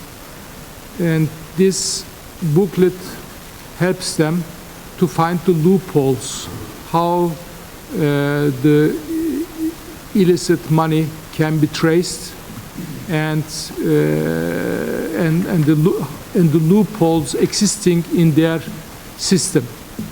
And usually they are also, the international community are taking the countries on the blacklist if they don't cope with this field.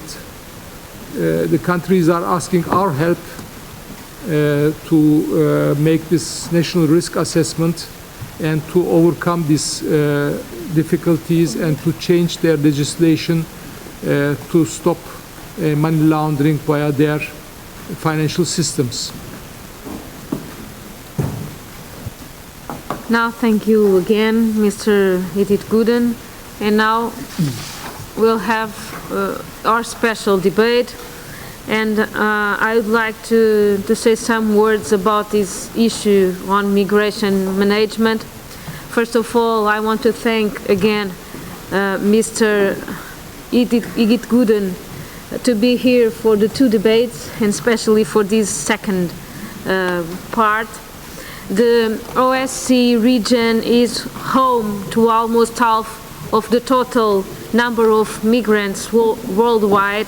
From Vancouver to Vladivostok, the OSCE countries are nations of origin, transit, and destination for millions of migrants and refugees.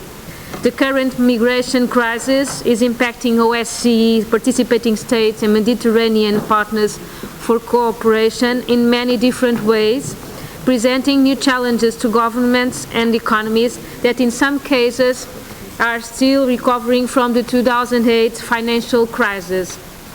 But while migration is seen by many governments as a burden that must be shared more equitably, it is important to remember that there are also numerous advantages to be gained from immigrants who often bring needed skills and help spur economic growth. People who have fled war zones in search of safety are teachers, healthcare workers, scientists, engineers, and construction workers. They can revitalize stagnant economies by fueling population growth, sustaining crucial lower skilled industries such as agriculture and manufacturing, and can otherwise play a valuable role in our communities and our economies. We should remember that in many OSCE participant states, birth rates are well below replacement level, populations are rapidly aging, and workforces are shrinking. Meanwhile, some 15.4% of world refugees have lived in exile for more than 5 years, often without freedom of movement or the right to work. Allowing these refugees to integrate and participate in the market could catalyze the reform of global refugee policy and improve the lives of millions. Statistical evidence shows that migrants' work increase economic output and growth, and their investment in new business and new business initiatives contributes to an increase in employment in countries of destination. The displaced could contribute to the costs in their own care while improving the lot of their host countries and integrating themselves in local economies. Across the advanced countries, the number of highly educated immigrants has increased rapidly over the past decade, which has important implications for productivity and innovation. Migrants could also play a role in facilitating trade and investment flows. The benefits of stemming from an effective migration management for the socio-economic development, social cohesion, security and stability in all countries, including those of origin, transmit and destination, are countless. Despite those benefits, the debate over migration has grown increasingly polarized and heated. Members of the public and policy makers in destination countries widely believe that immigration is primarily an economic burden, as immigration is considered a key factor of leading to job loss, as well as a heavy burden of public services. However, evidence suggests that in most countries, migrants pay more in taxes and social contributions than they receive, and contribute substantially to destination countries' economies by providing the labor and skills needed in critical occupations and sectors. Colleagues, we all recognize that large-scale immigration can pose serious challenges to all the nations and their ability to cope with its challenges. But by understanding refugees as not only a humanitarian challenge, but also a development opportunity, states could do much to stability, improve the lives of dispossessed. We should take measures to minimize negative impacts to the global financial and economic crisis on migrants by intensifying economic cooperation, creating attractive conditions for investment and business development, and facilitating the flow of remittances. Effective migration management that encourages legal migration, promotes integration of migrants, and provides them access to labor markets is a key. This sort of effective management is crucial to the economic and social development of countries of origin and destination countries, and a key factor in finding effective solutions to migration challenges in the formation of good cooperation and close partnership between governments, governmental agencies, and relevant international and regional organizations.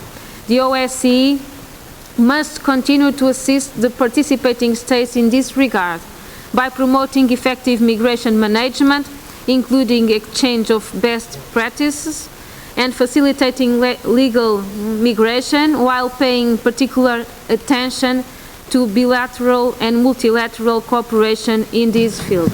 Thank you for your attention, and now I'll give the floor again to Mr. Igit Guden to introduce this debate. You have the floor, please. Thank you very much, Madam Chair. Dear delegates and participants, ladies and gentlemen, first of all, allow me to join the previous speaker in the OSCE Assembly who spoke in the morning, and I want to also, I'm very happy to hear that tomorrow there will be also a discussion on migration on the joint meeting, and we are trying to intensify our work in the migration issues. Over the past years, we were asked not to do much in the migration field, especially from European countries, and now we are asked to do more in this regard, and we are developing activities, we are cooperating with other international organizations, and I hope we can manage to contribute to the positively to the developments in the region. As you all know, an estimated 232 million international migrants, a number expected to grow to 400 million by 2040, and another 740 million internal migrants who have moved from rural to urban areas within countries represent today a sizable portion of the current global labor force. Building policies that allow unlocking the economic potential of this significant level of workers' mobility means to bring about prosperity and stability for countries of destination, countries of origin, and migrants themselves. Indeed, a triple win situation. If we think that migrants sent back home $583 billion each year, we can realize the scope of the economic potential of migration. This overall flow of cash represents 2 to 3 times the annual amount of global overseas development assistance in the world. In the field of labor migration, my office has a strong mandate to assist participating states in developing effective labor migration policies. 2 Ministerial Council decisions shape this mandate, and in particular, the Ljubljana decision on migration adopted in 2005 and the Athens decision on migration management adopted in 2009. Both decisions aim at promoting a comprehensive, proactive, and positive approach to migration management. Indeed, the OSCE commitments emphasize the positive role of labor migration for economic growth. Effective systems that facilitate labor mobility will help people migrate under safe conditions, thereby allowing them to contribute optimally to the development of the communities at destination and origin. However, passing from theory to practice is not an easy task. In my intervention today, I will touch upon some of the policy dilemmas that states are confronted with when developing effective migration policies in order to reap the opportunities and curb major challenges. I will do it with the help of some data which are drawn from some recent researches and the migration agenda of the last meeting of the World Economic Forum. The global economy is approaching a demographic tremor. By 2050, the global population of those 60 years old and older will exceed the number of young people for the first time in history. According to the Munich-based Institute for Economic Research, Germany alone will need an estimated 32 million immigrants by 2035 to maintain an adequate balance between its working age and non-working age population. This does not mean that all borders must be open to everyone, but it is true that migrant labor force could represent part of the solution to address the talent shortages and encourage innovations. However, despite the great opportunity that migrant workers represent for labor markets, selection and recruitment of foreign workforce in countries of origin and its placement in countries of destination remains the main challenge. Almost everywhere in the world, and not only in the traditional global Northwest destinations, status approach towards labor mobility has become progressively more rigid. The paradox is that while goods and financial assets move along rapid and safe channels, human beings have been increasingly prevented from accessing credible and feasible legal migration routes. According to the 5-year research of the International Migration Institute at Oxford University, restrictions to human mobility often display side effects which can even make them counterproductive. The strongest side effect is that they reduce return migration. In other words, they reduce circulation and push migrants into permanent settlement. In the case of irregular migration, this side effect is even stronger. Therefore, contrary to conventional wisdom, greater labor mobility is part of the solution. Establishing accessible and realistic labor migration channels remains a priority in order to take the most out of migration.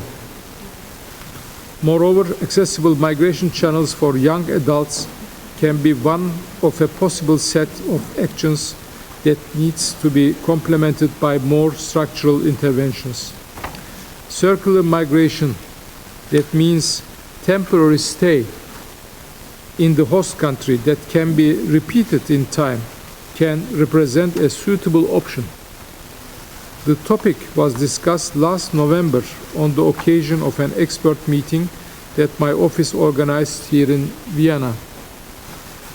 There are fears regarding migration coming from the global economic downturn of 2008, from the loss of jobs, from the post-9/11 syndrome, from losing personal and national identities because of globalization. These fears are real. They exist. But instead of denying them, we must deal with them. Our need for collective stability and security should not be overshadowed by the challenges of the global financial crisis and the economic downturn. The Eurostat 2016 report reminds that from 2008 to 2018, the EU governments issued between 2 and 2.5 million new residence permits each year, at a time when the financial crisis was at its peaks.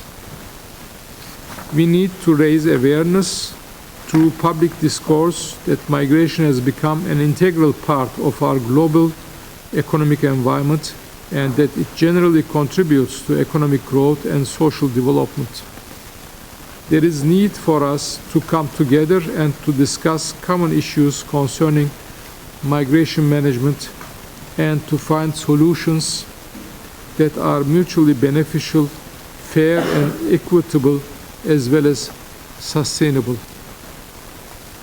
For this, we need political will and open dialogue. This includes stepping up efforts to improving policy cohesion between migration management, economic development, and environmental policies, encouraging legal migration and combating illegal migration by balancing facilitation and prevention measures, understanding the demand and supply of labor markets, creating conditions for improved economic development and cooperation, facilitating integration of migrants in host societies and their reintegration on return, and improving their protection. Our attention should focus on the environmental impact of migration, particularly in the case of increasing flows from rural to urban areas, in particular in crisis situations, as well as how climate change can represent a possible contributing factor to further mobilization of people. All aspects of migration are better managed when governments, businesses, civil society and media work together, creating so the basis for a peaceful society. My office has a rich record of implementing various activities related to labor migration, such as projects, workshops, conferences, and trainings. We are proud of a series of operational tools developed in cooperation with IOM and ILO and ODIHR, which include a handbook on establishing effective labor migration policies in countries of origin and destination, among other guides and manuals. In particular, my office has pioneered the guide on gender-sensitive labor migration policies, in which the needs, aspirations, and vulnerabilities of men and women migrant workers are addressed with specific attention with the view to maximize the respective migration experiences. Another area in which my office has put much effort in line with the OSCE commitments is improving the collection of comparable data on migration. Indeed, ineffective policies are often based on poor data collection systems, on inaccurate information that often turn into misconceptions. Our effort is to raise awareness on good migration governance and promote evidence-based migration policies that can address socio-economic needs and fuel migration's development potential for all. Good migration governance means taking an approach towards human mobility that, by adhering to economic evidence and international human rights standards, results in increased productivity. This is not an easy task. Without the necessary political support, it becomes a mission impossible.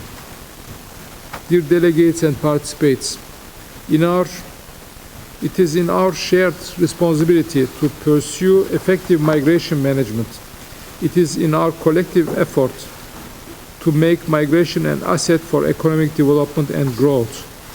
In addition, my office will take a closer look on the possible impact of environmental degradation on migratory pressures and vice versa. The connection between migration and climate change has been already acknowledged within the 2009 Athens Ministerial Council decision on migration management. In this respect, my office will intensify its work in the area of climate change, as well as address the linkages between environment, migration, and security, including within the framework of its work with the Partners for cooperation. Yet almost inevitably, the topic of migration today is quickly associated with the Syrian crisis and with the Syrian refugees. Though there is high urgency in identifying best ways to deal with the current flows of persons, there is a need to elaborate long-term strategies. That is why labor migration policies must complement humanitarian responses. Short and long-term strategies are the two faces of the same coin. I believe that the experiences of my office can retain their high relevance also for today's current situation. The greatest challenge in building good migration governance systems is to establish common grounds of understanding by replacing misconceptions with a positive narrative of migration as an opportunity on economies. Allow me to conclude by saying that today's migration crisis is offering a great opportunity. The opportunity to apply and implement the many diverse tools that have been developed in the years to maximize the benefits of properly managed migration as well as the presence of refugees. Today we have the opportunity to reinforce our cooperation to this end. Indeed, cooperation is not only possible, but it makes the difference.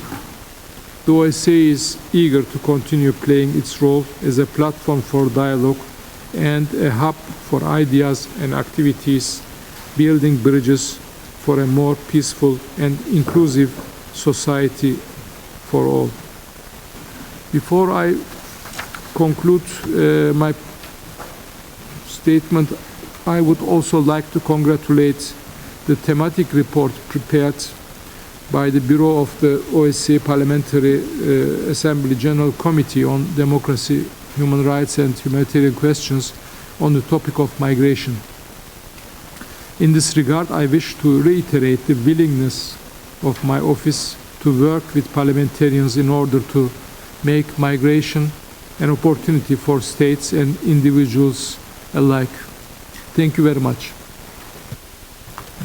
Thank you very much, Mr. Igit Guden, for this explanation.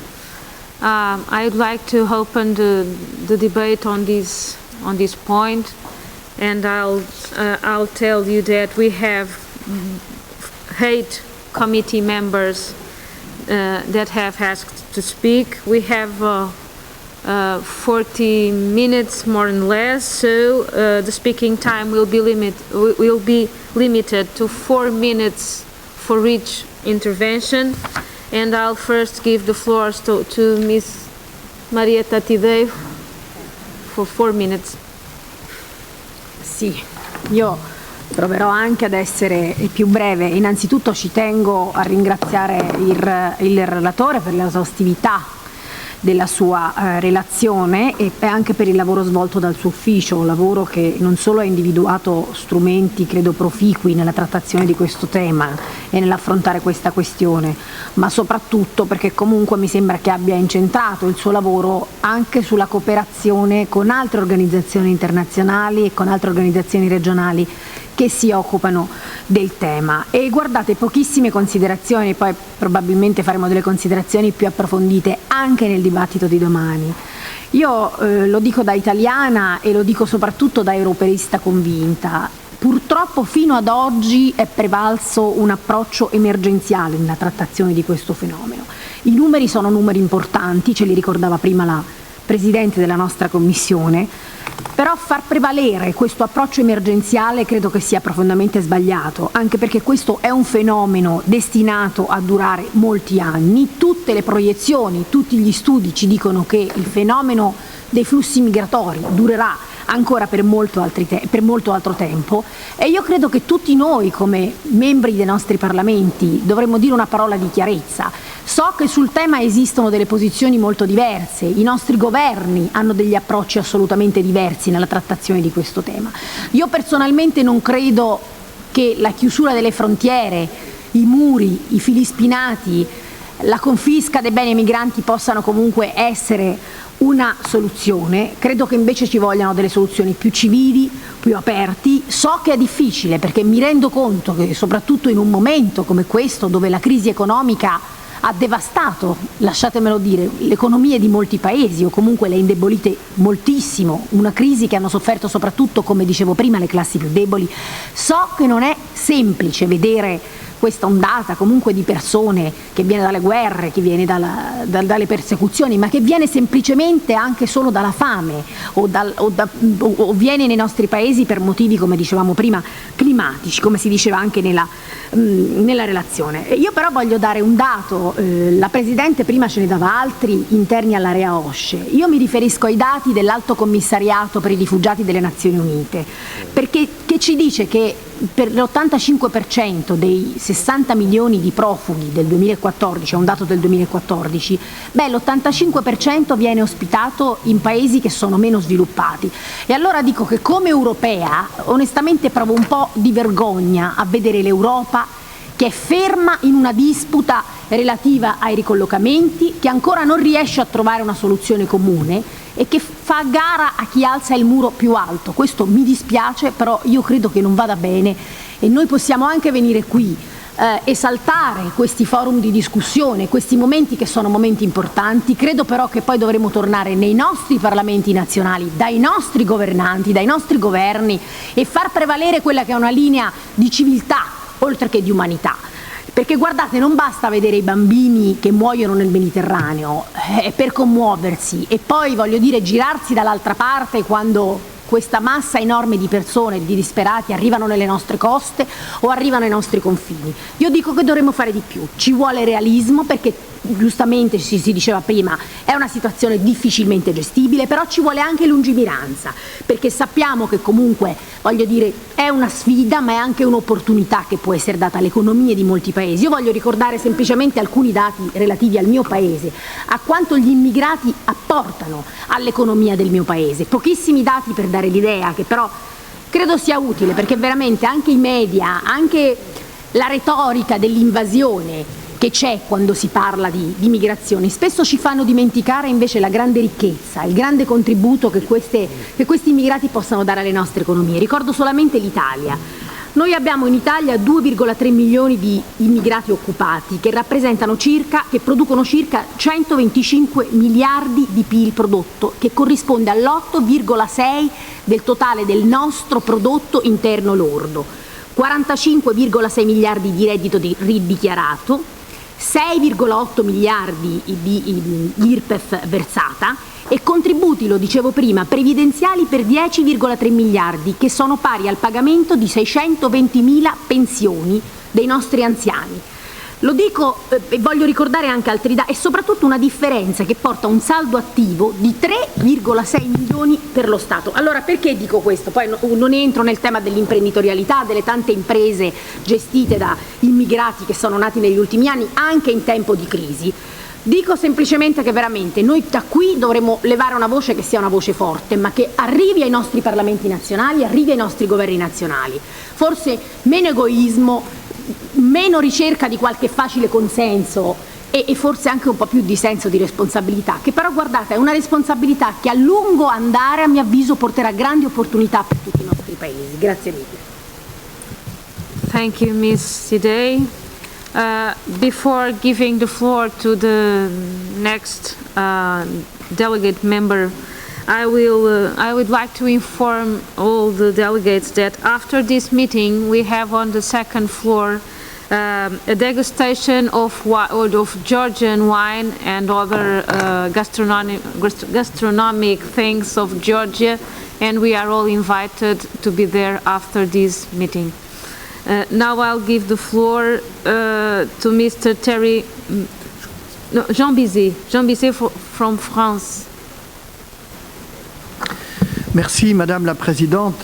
Permettez-moi de saluer le rapporteur de cette délicate question, et si mes propos ne sont pas directement, je dirais, en phase avec notre collègue italienne Marietta Tidei, ils ne sont pas non plus totalement en opposition.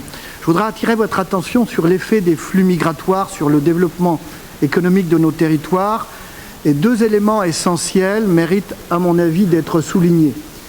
Le premier concerne l'éventuel, je dis bien l'éventuel retour pérenne aux frontières nationales si Schengen devait échouer dans sa mission de sécurisation des frontières extérieures des 28 États membres.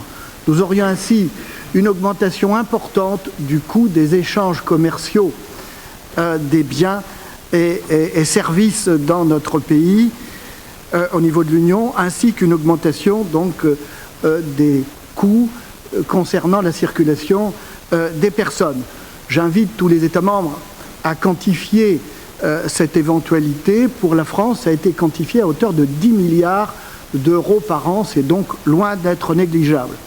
Deuxièmement, et corrélativement, dans l'hypothèse où nous serions amenés à signer le traité transatlantique sur lequel les instances communautaires sont en train de travailler, eh bien, demain, c'est bien au-delà de l'espace de l'Union européenne qui serait précisément fragilisé au travers du rétablissement précisément de ses frontières intérieures et de l'échec de ces négociations bilatérales, alors que nous sommes déjà, je dirais, dans une impasse en matière de négociations multilatérales. Ce serait un appauvrissement général, non seulement, encore une fois, de l'Union européenne, mais de tous les pays membres, je dirais, de l'OSCE.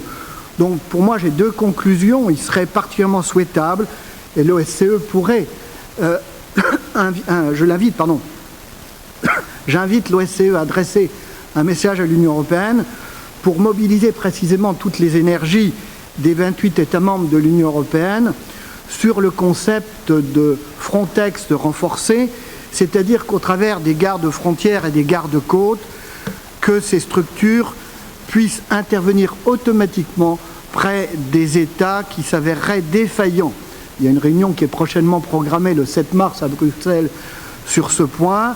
Il convient parallèlement, ça a été dit lors d'autres communications cet après-midi, de pénaliser fortement les passeurs. Les services, je dirais, de renseignement les ont clairement identifiés. Il faut maintenant très sévèrement les punir et parallèlement, là aussi, faire preuve de beaucoup, je dirais, d'autorité pour lutter contre toute forme d'intolérance. Je dis bien toute forme, qu'elle soit religieuse, confessionnelle, linguistique ou autre, parce que précisément elle ne concourrait pas, ces intolérances, à assurer une meilleure intégration de ces populations, si vous voulez. C'est là où je reviens par rapport aux propos qu'a émis tout à l'heure Marietta Tidei. Ce n'est pas facile, mais précisément il faut aller dans ce sens. Le deuxième point, réinvestir sur des projets économiques pour développer l'activité dans les pays méditerranéens. C'est précisément le concept de l'Union pour la Méditerranée, avec une attention toute particulière pour un de nos plus proches voisins qui est l'Algérie, qui, je le sens, je le pressens ou je le redoute, risque d'avoir des lendemains un petit peu difficiles compte tenu de son modèle économique. De façon à permettre, à fixer là aussi ces populations et leur assurer leur avenir professionnel, entre guillemets, sur leur propre territoire. Si mon accent a été essentiellement mis sur l'investissement des 28 États membres de l'Union européenne, c'est parce que de son succès ou de son échec à gérer intelligemment ces flux migratoires dépendra l'avenir de tous les États membres de l'OSCE. Encore une fois, l'OSCE devrait envoyer des messages très clairs à l'Union européenne en ce sens. Je vous remercie. Thank you, Mr. Bizet. I'll give the floor next to our colleague from Canada, Thierry Mercier.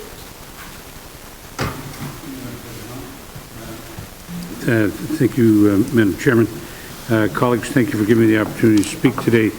The OSCE has always emphasized a collective approach to migration management, whether it be in context of labor migration or involuntary migration and refugee movements. Today we are talking about the opportunities and challenges managed migration can bring to the economy.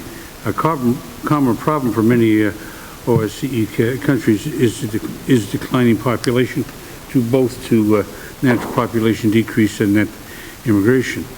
This is also a problem for Nova Scotia, the region of Canada that I represent. We look to immigration as one solution to our labor market challenges. As noted recently by the OECD, immigrants can grow the labor force, fill important niches in the labor market. Further, immigrants contribute to public finances by paying taxes, and they're being valuable human capital and innovation. In Canada, we are committed to maximizing the economic benefits of immigration. Under our immigration program, around 250,000 newcomers arrive each year. Indeed, if you meet a Canadian, unless they're an Aboriginal person, we are all immigrants. We all came from someplace else, other than that small population of our country who are Native Canadians.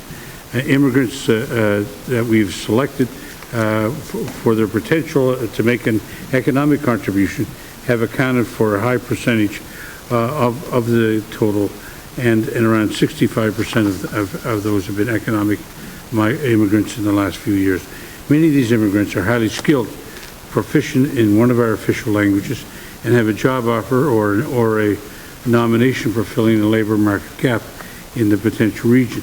One of our challenges, as outlined earlier in the comments, is to extend the economic benefits of immigration to non-traditional regions, including rural areas. Only 7% of immigrants to Canada in 2014 went to non-urban areas. Yet these non-traditional regions have many benefits to offer immigrants. For instance, the cost of living may be lower, and it may be easier to find a job and to learn the local language. Further, we must not overlook the potential of all immigrants to contribute to our economies. As Canada resettles 25,000 Syrian refugees, many smaller and non-urban centres have been embracing the opportunity. In Nova Scotia, my home area, specifically, business and community leaders are eager to welcome refugees from Syria, noting that previous refugee groups have brought a strong willingness to work, an entrepreneurial spirit, and of course their families, who increase our population. Indeed, in my own small community that I live in, my local Catholic church, which I'm a member of, set about raising enough money to sponsor a Syrian family. We raised enough money that we are now going to sponsor a second family because we did so well. And because we are a Catholic church, you should not assume that we've insisted on the family that we're sponsoring be Catholic. As a matter of fact, the first family coming will be Muslim, and we're happy with that. And coincidentally, in our major city, a new mosque has just opened up. Coincidentally, as many new Muslims are going to be arriving and be welcomed in our province. Nova Scotia's provincial nominee program is healthy and growing and nominating more people for permanent residence in 2015 than ever before. And Nova Scotia is the first province in Canada to take advantage of the express entry, launching not one, but 2 express entry streams in 2015. We also have 2 new business streams, new pathways for entrepreneurs and international graduate entrepreneurs to start and run businesses here in Nova Scotia while gaining permanent residency. The International Monetary Fund has stated that even in Europe, the refugee surge could positively affect national economies. I'll invite you to conclude, No, please. I'm almost finished. However, it is well known that rapid labor market integration is essential to maximizing immigrants' economic contribution. As such, barriers to full participation, discrimination, and non-recognition of credentials must be addressed. Challenges we share with many of you, which we look forward to further discussion. Thank you for your attention. Thank you, Mr. Mercier. And I'll give the floor then to our colleague from Ukraine, Dmitry Starozuk. You have the floor, please. Thank you. Thank you, Madam Chair. Dear colleagues, ladies and gentlemen, Ukraine shares the views that sound migration management, a proper legislation, and will function institutional system play a key role in responding to the migrant and refugee crisis and addressing its impact. First and foremost, I would like to draw your attention to the internal migration challenges and their stemming from the ongoing Russian aggression against Ukraine. It has brought high costs and dire consequences for our country. There are around 2 million internally displaced persons in Ukraine who were forced to leave their homes because of the illegal activities of Russian and Russian-backed militants in certain areas of Donetsk and Lugansk region of Ukraine. In the face of continued illegal occupation and annexion of the Autonomous Republic of Crimea and the city of Sevastopol by the Russian Federation and its direct and indirect involvement in fueling the conflicts in Donbass, Ukraine takes all possible measures in ensure rights and freedoms of IPDs. In particular, it relates to elaboration and adoption of necessary legislation regulating the ensuring rights and freedom of IPDs, including updating respective documents, accommodation, employment and education needs, social protection and psychological rehabilitation. In 2014, the Ukraine's parliament applauded the law on ensuring rights and freedom of internally displaced persons. In 2015, the law on amendments to some laws of Ukraine of reinforcing social protection of internal displaced persons. In addition, numerous implementing regulations were applauded. The aggression of the Russian Federation against Ukraine resulted also in ecological threats. Destruction of infrastructure in central areas of Donetsk and Lugansk regions of Ukraine. Flooding of coal mines, stealing and removal of plant equipment. We hope that strengthening and redoubling efforts of the OSCE parliamentary diplomacy will contribute of effective address the current security threats and migration and ecological challenges. Thank you. Thank you very much. Then I'll give the floor to Mr. Victor Paul Dobro from Romania. Merci, Madame la Présidente, chers collègues. La migration va certainement continuer à rester l'un des principaux sujets de notre ordre du jour, en raison de ses conséquences au niveau économique, social et politique. Il est important de souligner qu'à part les défis, la migration peut générer des aspects positifs sur le développement économique, social et culturel de nos sociétés, autant pour les États de destination, mais aussi pour ceux d'origine. Découvrir les aspects positifs de la migration, c'est un processus assez complexe qui doit être soutenu par la volonté politique. Les chaînes légales de migration doivent être soutenues par des opportunités sûres pour les immigrés à la destination. Afin de pouvoir valorifier d'une manière positive le phénomène de la migration, une forte connaissance des aspirations et des vies des immigrants s'impose et surtout, il faut connaître les raisons pour lesquelles ils ont choisi d'abandonner leur pays d'origine. À part les conflits, ils peuvent avoir de nombreuses raisons économiques et sociales, mais aussi à cause des vulnérabilités de nos systèmes. Tout cela doit être abordé dans le cadre d'une réponse bien élaborée en ce qui concerne ce phénomène. Dans ce contexte, il est nécessaire de parler de la création de cadres nationaux efficaces qui peuvent s'occuper du phénomène de la migration.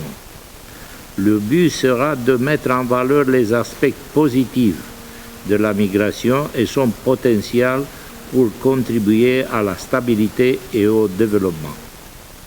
Afin de pouvoir offrir une approche compréhensive sur les défis et les opportunités de la migration, il est essentiel d'inclure les aspects liés à la migration dans l'ensemble des politiques économiques, sociales, de l'environnement et de la sécurité. La mise en œuvre des engagements de OSCE dans le domaine du management de la migration, y compris de la migration de la force de travail, reste essentielle, surtout en ce qui concerne la reconnaissance de la contribution économique des immigrants. Je vous remercie pour votre attention. Merci.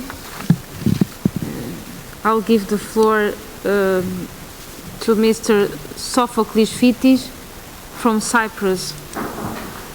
You have the floor, please. Thank you, dear colleagues. Official data indicate that more than 70% of people arriving in Europe in distress qualify as asylum seekers in need of international protection, while the rest are economic migrants. Therefore, migration management calls for a twofold approach. Firstly, it is quite straightforward that economic migrants do not, at this time, have realistic prospects to be accepted, at least within the European Union. A major stepping up of all efforts to ensure effective returns is necessary. Readmission agreements have to be enforced in full, while a common list of safe countries of origin must urgently be adopted. Regarding the refugee crisis, it is beyond doubt that it cannot be effectively addressed before a comprehensive agreement that will stabilize Syria is reached. The cessation of hostilities is agreed at the Munich Security Conference that will enable sustained distribution of humanitarian aid be besieged areas and welcome step forward, although its full implementation remains to be realized. Furthermore, since the vast majority of asylum seekers are fleeing the Syrian crisis, where a number of global actors are involved, it is significant to find ways in which responsibility for the humanitarian situation can be shared more equitably on a global scale. This is desperately needed so that the substantial economic burden is hosting and addressing the immediately health care, education, and subsistence needs of refugees can be better dispersed. Additionally, after the relocation of refugees, which cannot be further prolonged for whatever reasons, in the coming months and years, destination countries must lay the foundations for integrating refugees into their workforces as well as their societies, assuming considerably long-term costs. While the support in Syria and the Region Conference has yielded significant pledges in this regard, donations can never suffice. It is through a reshuffle of our investment and development policies towards countries of origin that incentives for population to stay will be provided. All relevant stakeholders, both inside the EU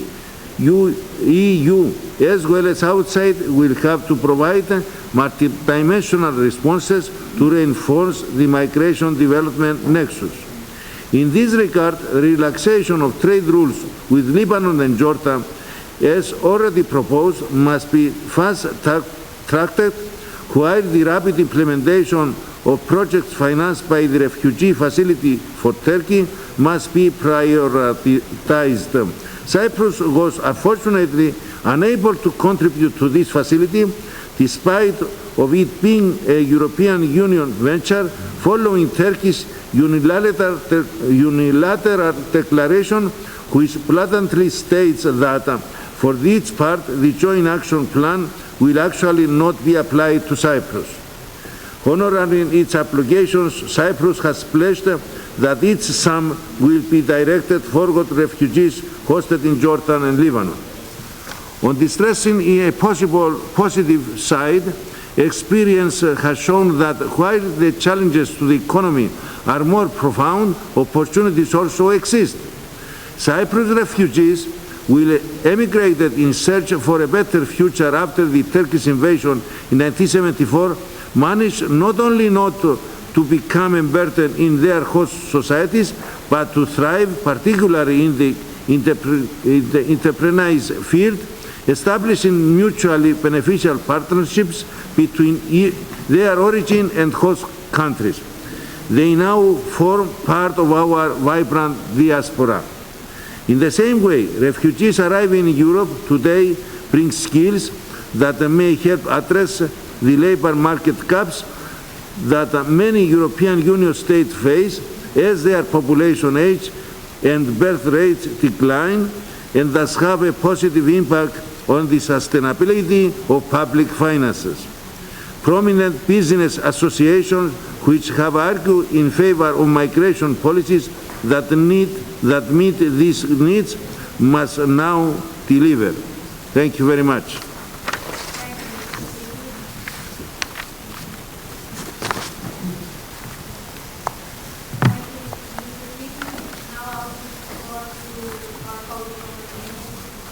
Mr. Melkomian. Спасибо, уважаемые коллеги. У меня будет сейчас очень короткое выступление, так как завтра я выступлю более подробным докладом. Но хотел бы сразу подчеркнуть, что, конечно, содержание и структура доклада соответствует тем целям, которые мы ставим для решения перед нами. То есть это очень хорошо. Но я должен сказать, что вопрос трудовой мобильности и трудовой миграции – это, значит, резко отличается от вопроса беженцев. За последние 2-3 года в Армению приехали из Сирии вследствие конфликта 17 тысяч человек. Наше правительство ведет определенную деятельность по размещению этих граждан, которые очень успешно организуют некоторые свои бизнесы. Значит, способствует правительство для решения вопросов образования, учебы и других социальных вопросов. Докладчик очень правильно сказал, что миграция – это страхи. Я согласен с этим. Но хочу добавить с моей стороны, что страхи – это будущие болезни. Подчеркиваю, это будущие болезни. Поэтому мы должны очень строго и очень резко создать соответствующие условия для преодоления этих страхов, чтобы они не превратились в определенные, значит, болезни. Еще здесь была озвучена, значит, такая цифра – 583 миллиарда долларов. Это трансферы, сколько я понимаю. Из Армении тоже очень много людей, значит, работает сезонным образом в России. И в порядке 1–1,5 миллиарда долларов, значит, это трудовые трансферы. Но я считал, что, значит, современный GDP, объем валового внутреннего продукта 990 триллион долларов, это мировой GDP. И это 0,6%. То есть, смотрите, это вот эти трансферы, значит, они 0,6% мирового GDP. Конечно, значит, вопросы регулирования трудовых мигрантов, так как я сказал, это резко отличается от вообще проблем беженцев. Так что для беженцев, значит, не одинаково, где он живет. Там, где есть рабочее место, не обязательно, чтобы он там жил, потому что есть психологические, языковые, духовные и другие проблемы. Я заканчиваю свое выступление. Еще раз хочу подчеркивать, что содержание и структура доклада четко соответствует тем целям, которые мы ставим перед нами для решения. Спасибо. Thank you very much, Mr. Malkomian. And we'll proceed with Mr. Gofri Farrugia from Malta. You have the floor. Thank you, Madam Chair. Migration and irregular human trafficking have been a long-standing issue in the OSCE agenda. I'm of the firm opinion that OSCE's organization structure and diplomatic channels may be better used to pave the way forward to a rightful direction that embraces the economic, political, and social dimensions of this ever-increasing human dilemma. Malta, a small nation state, which is the most densely populated state of OSCE, has been the center of this human crisis for almost a decade. And with our limited resources, we have saved lives and have built bridges that have given dignity to regular immigrants. For the first time ever this month, Malta is receiving a proportionate number of irregular immigrants who have landed in Italy and Greece as part of the reallocation plan which was decided by the EU Council of Ministers. We welcome them, along with the 3,000 or so who have already been granted subsidiary protection. Since our economy is presently doing quite well, this integration has not affected the local workforce, which at times also requires the importation of other workers from other countries, in view of our rapid economic growth. The participation of irregular immigrants in our nation's labour force is evolving to an overall positive experience, as they have filled in posts that are usually not sought for by local nationals. This has also helped our productivity. Let us all look at migration as a value-added opportunity.